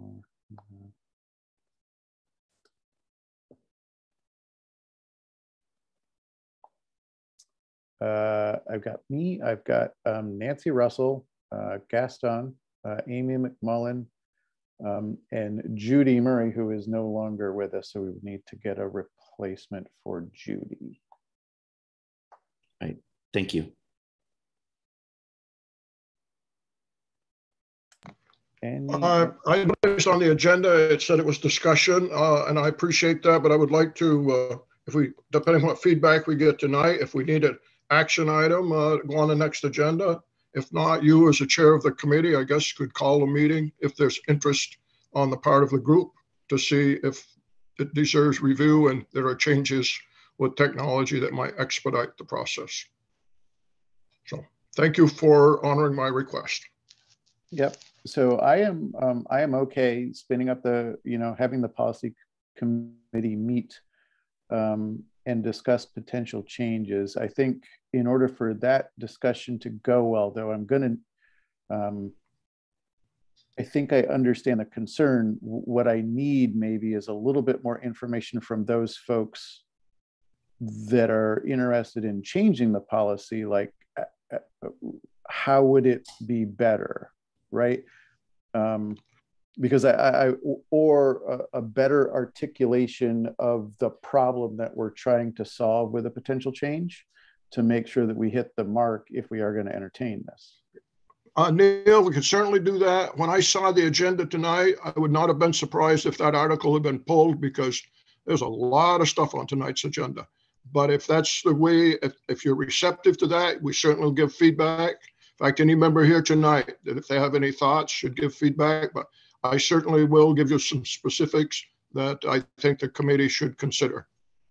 Yeah, well, what might make more sense is I can convene the policy committee, let the board know when the committee is set to meet, and then those of you that you know, have concerns about the policy and maybe some suggestions as to how it could be improved, could then present those concerns before the policy committee for consideration. Yes. Excellent. Thank you. Okay.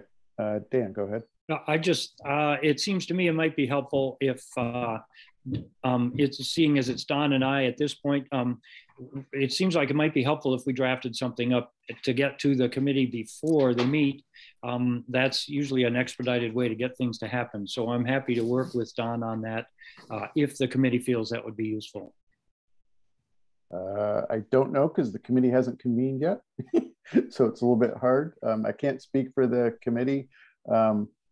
I guess what I would say personally, though, is that sometimes it's, if you're asking the policy committee to opine on possible changes to it, I think in addition to perhaps some suggested language for new policy, a clear articulation of the issue that we're trying to address or fix or solve or improve would be also very beneficial.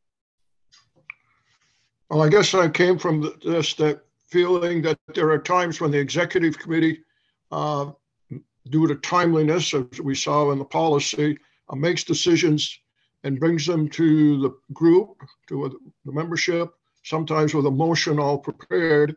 And it would seem to me that maybe there's a step missing there, and they should, my goal was to see more membership engagement on some of these issues that we all kind of know are controversial. But I'll put that in an email too, and we'll look forward to see what the outcome is with the policy committee.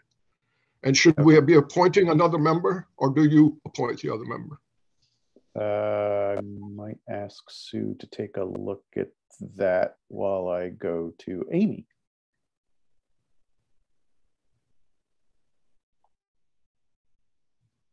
Thank you, Neil. As a member of the policy committee, I agree with Neil that having some articulated reasoning behind the policy change, as well as some language to focus on when the policy committee meets, would be very helpful. Thank you. Mark, go ahead. So not unlike my first comment, this may have less to do with the topic at hand than policies in general. As Sandra can probably attest to, I've become somewhat of a policy nerd. So if you are looking for somebody to fill that open spot, I'd be happy to do it. Sure. And Dan, is your hand up from before, or do you have another point? It just has to do with how that member is appointed to the policy committee. I guess Sue is looking up the details on that, but if we could do that here tonight as a full board, we have a, I don't want to call him a sucker, but we have a volunteer for the position. Can this board do that? And if so, then I would like to see that happen. Was your hand up before, knowing that Mark was that sucker before he even admitted to being that guy? No, I was going to ask the question, so he beat me to it. How do you like that? Wow, dude. Sue, were you able to clarify as to how one gets appointed to the policy committee? So what the bylaws say on committees is the board may create such committees as it finds necessary to conduct the business of the association. Standing committees of the board may include, but are not limited to the following. And it has the resolutions committee, finance committee, and executive committee. So the policy committee, I think from the introductory language, you know, it was created by the board because it finds it necessary to look at the policies every year. So I believe, I'm just going to also look at the policies to see if there's anything in the policies about amending the policies. But I believe it would be the board, according to the bylaws, it looks like it's the board that would appoint someone.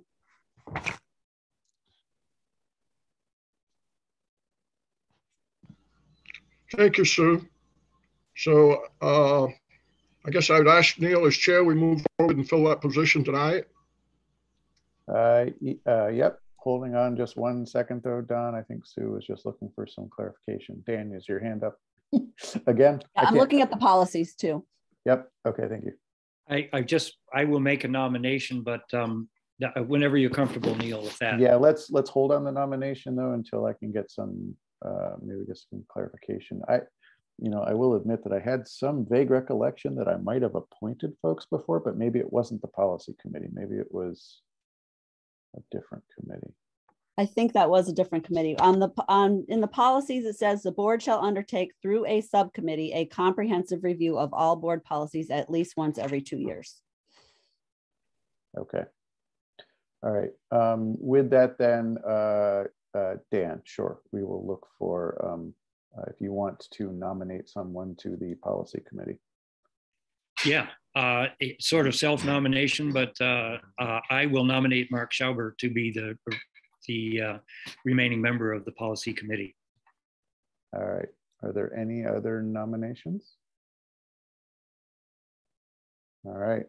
Seeing none, then all those in favor of adding Mark Schauber to the policy committee? Let me know. Wow, Mark, you almost didn't raise your hand. You almost didn't make it unanimous. All right, that's unanimous, folks. Welcome, Mark. I will reach out then and get a meeting scheduled for the policy committee. And we actually might have, I don't know if we've got policies other than this one to entertain as well too, but I think that there might have been a couple on the table there that we needed to look at. So thank you, Neil. And I'm really pleased that, even more pleased I raised the issue because I didn't realize we had a vacancy and I haven't heard much. I didn't know we had a committee, but, and thank you, Mark, for volunteering.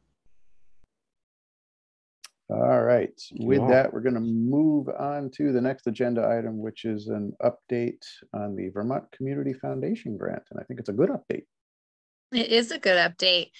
The VSBA, VSA, and VPA have received additional grant funding of $100,000 from the Vermont COVID-19 Response Fund and the Fountain Fund at the Vermont Community Foundation. The original grant amount was $150,000, so we're at a total of $250,000. And this has been used and is being used to provide consulting services to members, grow internal capacity, and stand up a mini grant program. $25,000 of the additional $100,000 we've already awarded to provide additional mini grants beyond what we could do with the first round of funding. And also we are currently coordinating and we'll be offering office hours for board chairs to meet with the Insight Education Group, which is one of our consultants, IEG, to discuss current initiatives, problem-solve dilemmas that boards are facing, and to share resources. So we'll be putting together some dates around that very soon. Thank you, Sandra. Anybody have any questions on the Community Foundation grant?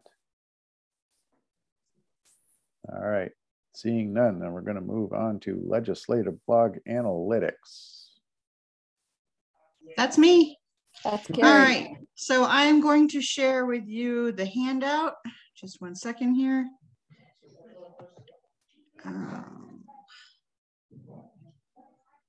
I have too many things open as usual. There we go.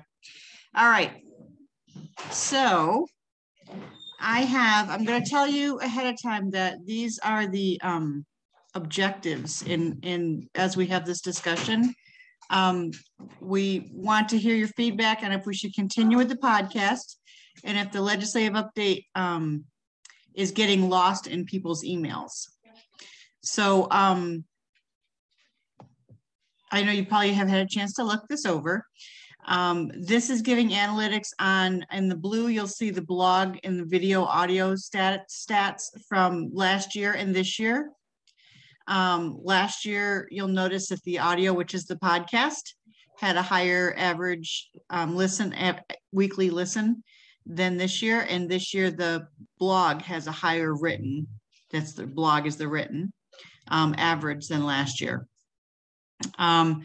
This year, one of the major changes that we made was that we, instead of sending out the legislative update as an individual email, we sent it out. We now have a weekly email that we send out, one email to everyone instead of sporadically throughout the week. So you'll notice in the green where it says blog link, those are how many times someone has clicked the blog from the email and gone to the blog to watch it from the email. We send the email to all school board members. So if it's probably easier to look at one specific week. For example, week number 1 was on January 11th, 2022. The email was successfully sent to 838 people. That is school board members and superintendents. 502 people opened it. That's a pretty good open rate for an email. It was opened a total of 1,239 times, which means people opened it more than once. Total clicks means that any links within the email, 79 times people had clicked different links. So it was useful. People saw it as useful.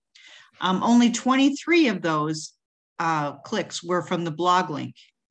If you look over in the purple side for week 1 in 2022, the written blog had 59 visits. So that means that 59 minus 23, so like 25 people that went to the written blog went to it from a different source. Either they went to our website or they got a different email, or one of the other organizations sent them there. So one thing that we're wondering, if you notice that the blog links that people click from the weekly email aren't very big. The numbers at one week was only 17.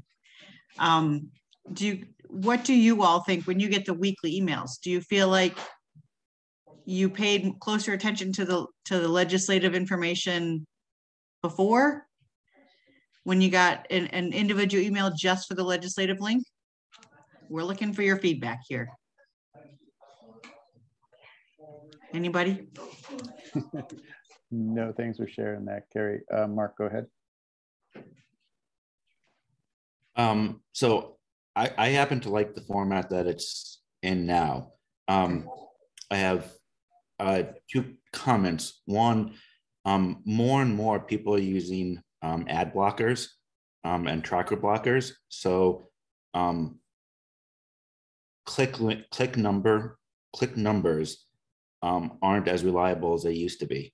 And 2, just in regards to the video or audio, video, whatever it is, versus written, people were home. Yeah, people were home a lot more last year than they are this year, which probably is a reason that was utilized more than the written was. But I really like the way you've been doing it. I find it very useful. Do you like the podcast as well, or do you listen to the written or the podcast? I mean, I read. I have not listened to the podcasts. Amy, go ahead.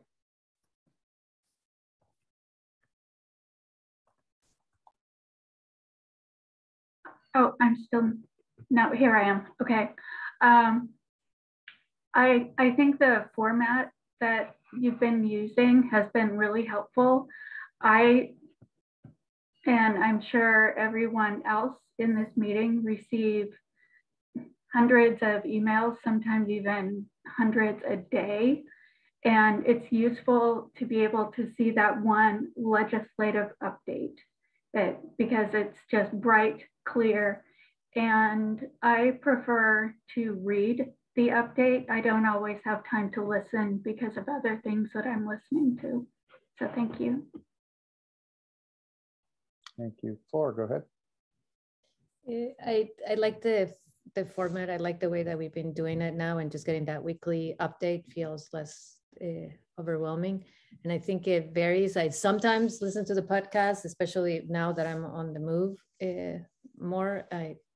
It sort of depends on the issue, but I think before we make some too drastic changes, I would like us to have maybe either a complete 2022 under our belt, or one more year to make drastic changes. I think we're really, we have a broader audience now, I feel, from even just comments from my own board members. They really like, some really like the podcast, some that wouldn't even open these emails before now actually open the emails. So I, good job, and thank you for putting this information together, Carrie, too. Thank you, Flora. Any other comments or thoughts on this? Kim, go ahead. I often read, but it is so nice to have, I don't know that I recall watching video as much as listening in the car. So I don't know. I know that we're not doing video this year. Last year, I don't know that that feels lost, but I guess for me, because I use both methods depending on where I'm trying to catch up on this stuff, I appreciate the audio. I don't know. I guess we could do a test like 1 week, do it as separate emails if you're curious. I don't know. You could, if you're tracking statistics, that might be a way to see if you thought you were worried we were losing readership. At this point, we're ahead of the game by average, even if some of the ways people are getting to this information seem to be varied. Thanks. Mark, is your hand, is that a new hand? It is a new hand. I would agree with Flora that probably need a little bit more data before making any changes. I'd suggest that before the annual meeting in November, or whenever it is, that you poll membership and see what the results of that are before we make any changes. And one other sort of question, sort of on the topic of technology-ish, we had talked a while back about a forum on our website for board members. I just kind of want to bring that back up again, not to talk about right now, but I still think that's something that we should consider doing. We do a forum for board chairs, and I think we're looking at expanding that more, but we're short-staffed right now. I think we're waiting on making any more additions until we are fully staffed, and we can work on that some more. Makes sense. Mark, did you say form or forum? Forum. Okay, thank you. Yeah, I think we had talked about having that, a board type thing a year or 2 years ago. I lose track of time. So I just wanted to bring that up again. Yeah. Flora, is it a new hand or is that from before? Okay. Kim, go ahead.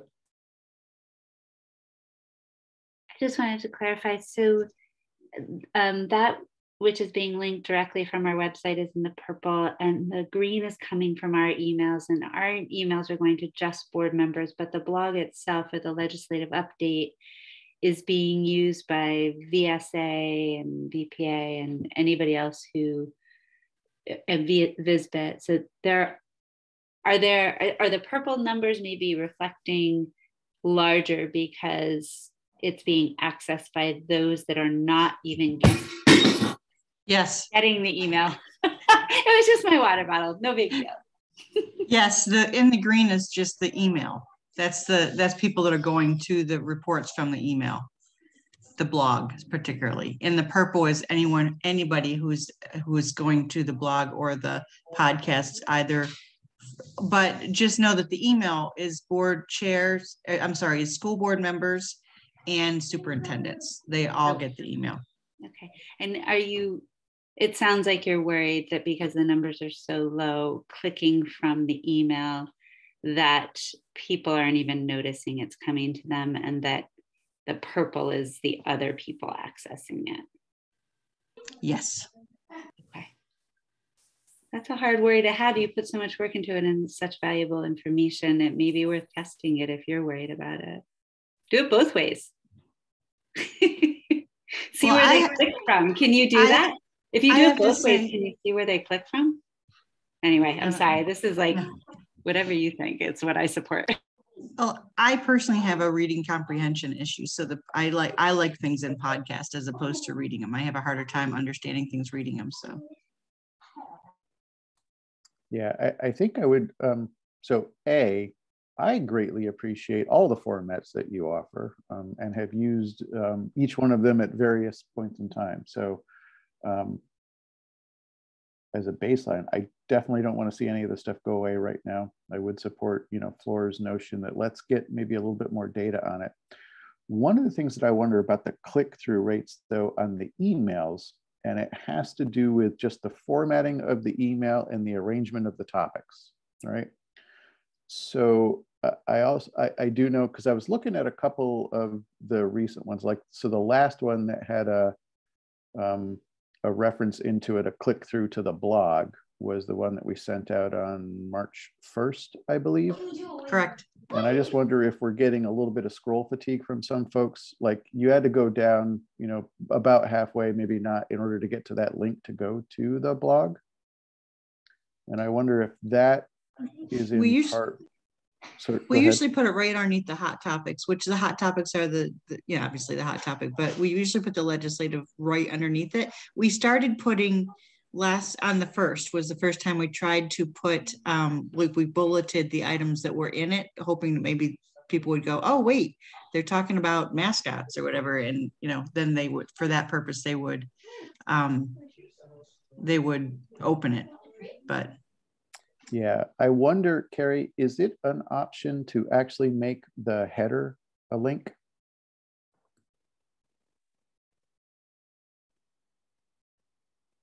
Yeah, but then do you want the link to go to the podcast or to the blog? That's the problem. I would have the link go to the blog. And I don't know if it's an option, but from the blog, have a link to the podcast. It is currently there, yeah.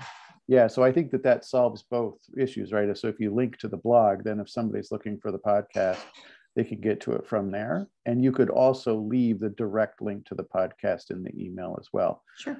It, might be a simple change, and I would be curious to see if that, if people see that big header as a link, they'll be like, oh, that's how I get to the blog, right? Sure. The other thing that I wonder too, and this is just I don't know if it makes sense to change this, right? But we do have the hot topic section, which, in that case on March 1st covered S162, right? Which some people might see as part of the legislative update. And so I wonder if folks are seeing that and then figuring like, that's the only thing that they need to worry about. And I'm not saying that we shouldn't have the hot topic section. I'm just wondering if that's pulling some traffic away from those folks that would normally go to the blog to hear all of the legislative update stuff, right? Yeah, I think that's the only time we've put something from the something legislative in the hot topics. Okay. I would try just the simple change of making that header a link, because it's nice and big and bold. Sure, that sounds great. That sounds great. All right. Well, thank you all very much for your feedback. That's just what we're looking for. Yeah. But didn't want to leave without a huge thank you to all of the work that you do to put this stuff together, because it is useful. No matter how many people go to it, it is useful. And I would be very upset if it went away.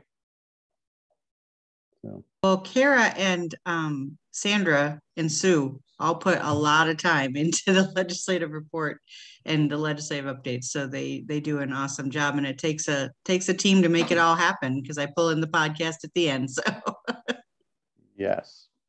All right. So that gives us a little bit of stuff to work on then related to that. So I'm going to move on to VHI board and an upcoming vacancy that this body is going to need to address. I don't know, Sue, if you've got a little bit more information you want to share with folks on this one. Yeah, so the VSBA, as the organization representing school board members in Vermont under statute, has the authority to appoint 3 people to the VHI board, and then the Vermont NEA appoints 3 people. And one of our appointees, Zach McLaughlin, who's the superintendent of Springfield schools, he's going to be moving to a job in Portsmouth, New Hampshire at the end of June. So at that point, we're going to need to appoint another person to the VHI board. As you know, the work of the VHI board does dovetail with the work of our employer commissioners to a great extent. And the employer commissioners have all been, providing some feedback as to how their statewide bargaining went. And as part of that feedback, they have also, said that it's their belief that it's important to appoint someone with a significant amount of expertise to the VHI board.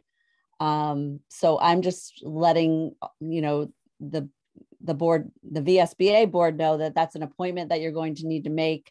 If there's any guidance that you want to provide to me as far as the process that you want to use, that would be helpful. I think I know in the past we had a pretty well-defined process for picking the employer commissioners. I don't think it was as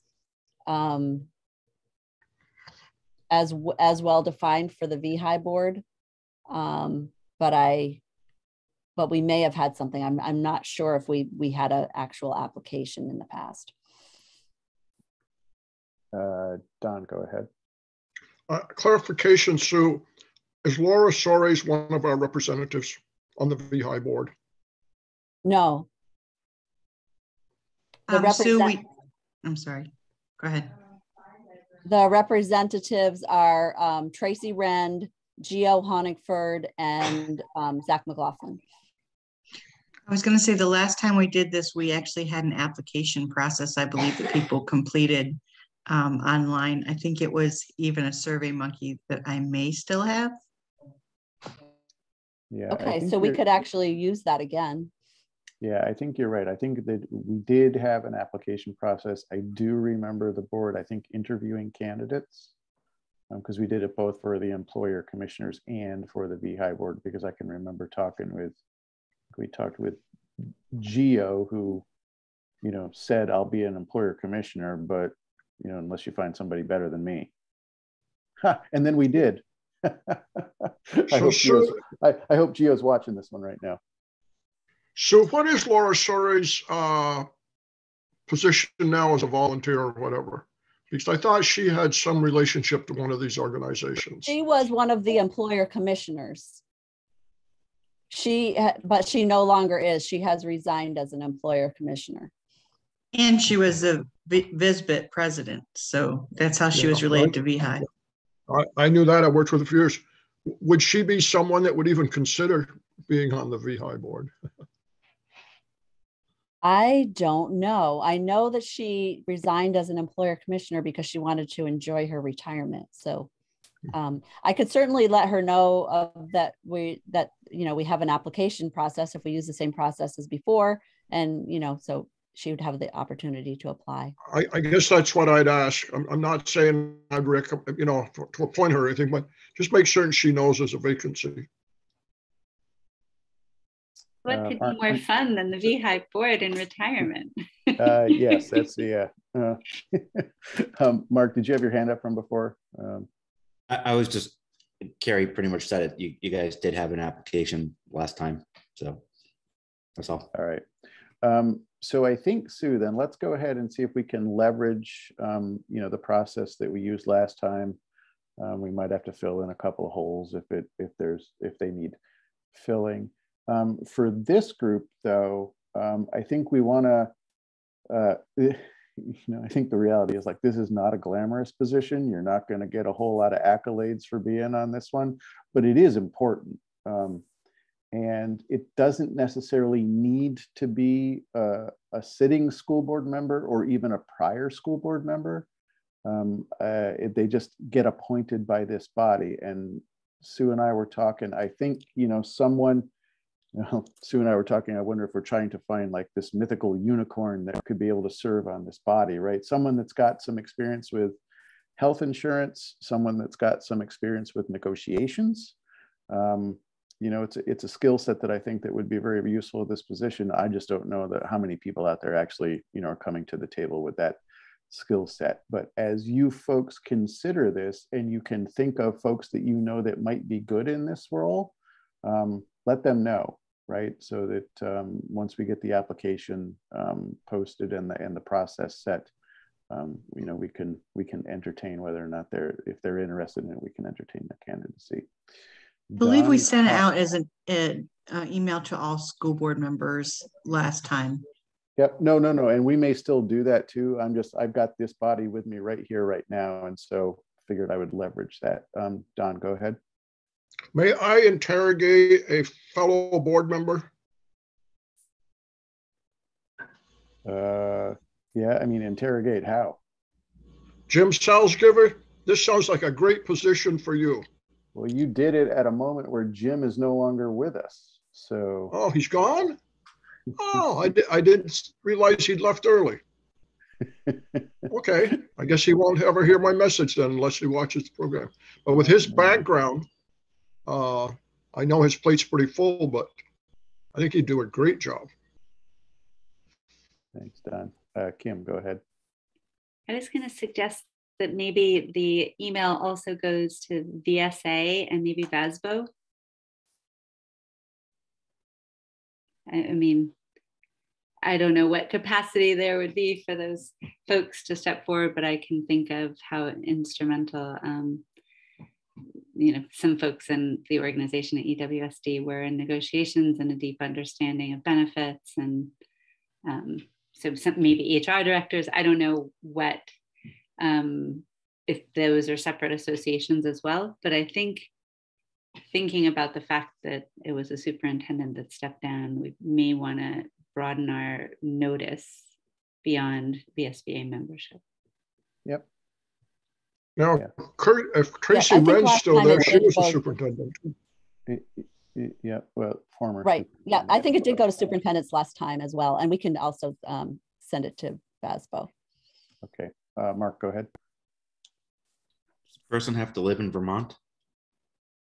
Or is this going to be a Zoom meeting? I don't think they have to live in Vermont. Well, right now they're on Zoom, but they didn't before COVID. They weren't on Zoom, so I wouldn't assume that they're always going to be on Zoom. Okay. So what the statute says is that the VSBA, as it doesn't say VSBA, it says the organization representing the most school board members in Vermont can appoint 3 people, and the only limitation is that it cannot be an employee of the VSBA. There's no other limitation set on it. But they have to be able to, probably will have to be able to be in Montpelier for meetings or wherever they hold them. Yeah, they hold them in Berlin, which is the next exit from Montpelier, and they meet, I want to say probably 5 to 7 times a year. Okay. I mean, I know somebody would be great, but they live in California, so it would have to be a. Okay, thank you. Yeah, the VSBA coffers are not big enough to be able to fly that person out multiple times a year, unfortunately. So we are not the NEA. All right, so we will work to get the word out about the opening, and then you know, we'll accept applicants, and then those folks will come before this body again then at a future date for appointment. So thank you for all of the recommendations and suggestions, board. Next up is the VSBA Strategic Plan Monitoring Report. I'll turn it over to see if Sue, if there's any stuff in there you want to highlight with us this month.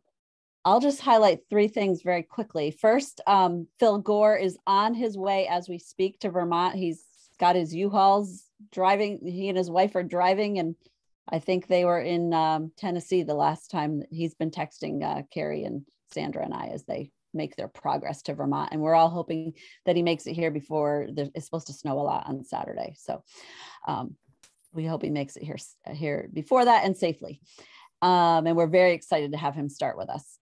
So next week we'll all be having lunch together and spending some time together on Wednesday, which is his first day. The second thing I just wanted to highlight was that the Finance Committee met today to start its initial work on the draft budget. So that work is underway. And I also wanted to give a shout out to Sandra for creating a new kit for our board members. It's called the VSBA Resolutions Toolkit. And it's almost ready to put up on our website, and we'll be including that information in our next weekly update. But it's a really helpful addition to our resolutions process.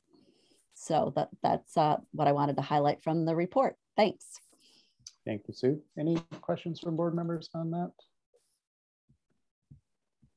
All right. Oh, Colleen, go ahead. Yeah, I just want to say thank you to the VSBA staff. I mean, this legislative session has just been so intense, and you have been right on top of it continuously. And I can't imagine the number of hours you've been putting in the clarity that you bring back to me and other board members. It's very welcome. So thank you. Agreed. Consent agenda. It's got our February minutes in it. Anybody want to make a motion? So moved. So Flora moves to approve the consent agenda. It is seconded by Kim Gleason. Any comments? Seeing none. All those in favor of the consent agenda, please raise your hand and leave it up. To unanimous. Unanimous. Thank you, Kevin. New business. Any other items that board members would like to bring up? Martine, go ahead. Just a super quick thank you to everyone who filled out the survey around the Literacy Council. That was really helpful. Thank you so much. And thank you also to Carrie for getting the survey out to everybody. I was able to take all that information and write up a report and send it to Gwen Carmoli, and she was very, very thankful. So I appreciate your time. Thanks. Any other new business items? All right, I got a couple. I'm going to do them really quick. I would like to see if we can get folks together in person for our May board meeting. And also I want folks to put it in your calendar. In June, we typically do our retreat. And I believe right now the date that we're looking at is June 8th. Do I have that right, Sue? Okay, June 8th. Yes. In person in Montpelier, but that one's different. It's it's like a full day affair. And I know it's a lot to ask from folks, but it's the one time a year. And actually it's the first time that we've sort of been able to do this, I think, hopefully in person in like 2+ years. So I would appreciate it if folks could get it in your calendars and set the time aside. And also hoping that folks would be able to attend in person up in Montpelier for the May meeting. All right. We'll be doing some strategic planning at that meeting. Nice. Is the plan. I also want to say congratulations, or hopefully congratulations, if you had a budget that passed. If you were running for election and you got reelected, congratulations. And if you didn't have a budget to pass, I'm sorry, but you're going to get there, I promise. All right. And then the one final thing, I'll just let folks know, Floor and I and Sue and Sandra, I believe, and Phil are headed to the NSBA conference at the end of March. So the last weekend of March, first weekend of April. First time that I think that body has been together in person in probably almost 2 years as well too. Although this time minus a few states that have pulled out. So I think it's going to be an interesting event, but we'll certainly provide all of you folks with a recap, when we return and let you know how things went. Martine. Is it a warmer climate? It is San Diego, which I think is not necessarily always warmer. I'm a newbie, so I'm just wondering, are meetings always in Montpelier when they're in person? when they're in person, they are always in Montpelier. Although I will add that in years past, we had done that annual retreat at a different location. But I don't know if we've sort of settled on that yet. So it's the other locations, usually VSBA in Berlin, but I don't know if they're allowing people in person or not. We have to check. Okay. We did it 1 year in Randolph too, Carrie. Didn't? Yeah, I don't know if yes, but the location Randolph has closed down. Yeah. All right. So those were the items that I had, and if there is nothing else, I apologize for going 10 minutes over, but I will look for a motion to adjourn. Adrian moves to adjourn. Kim Gleason seconds the motion. Any discussion? No discussion. See y'all later. Have a great evening. Good night, everyone. Thank you. Good night, all. Good night, everybody. Thank you. Thank you, Neil. Thank you. Good night, everyone. Thank you.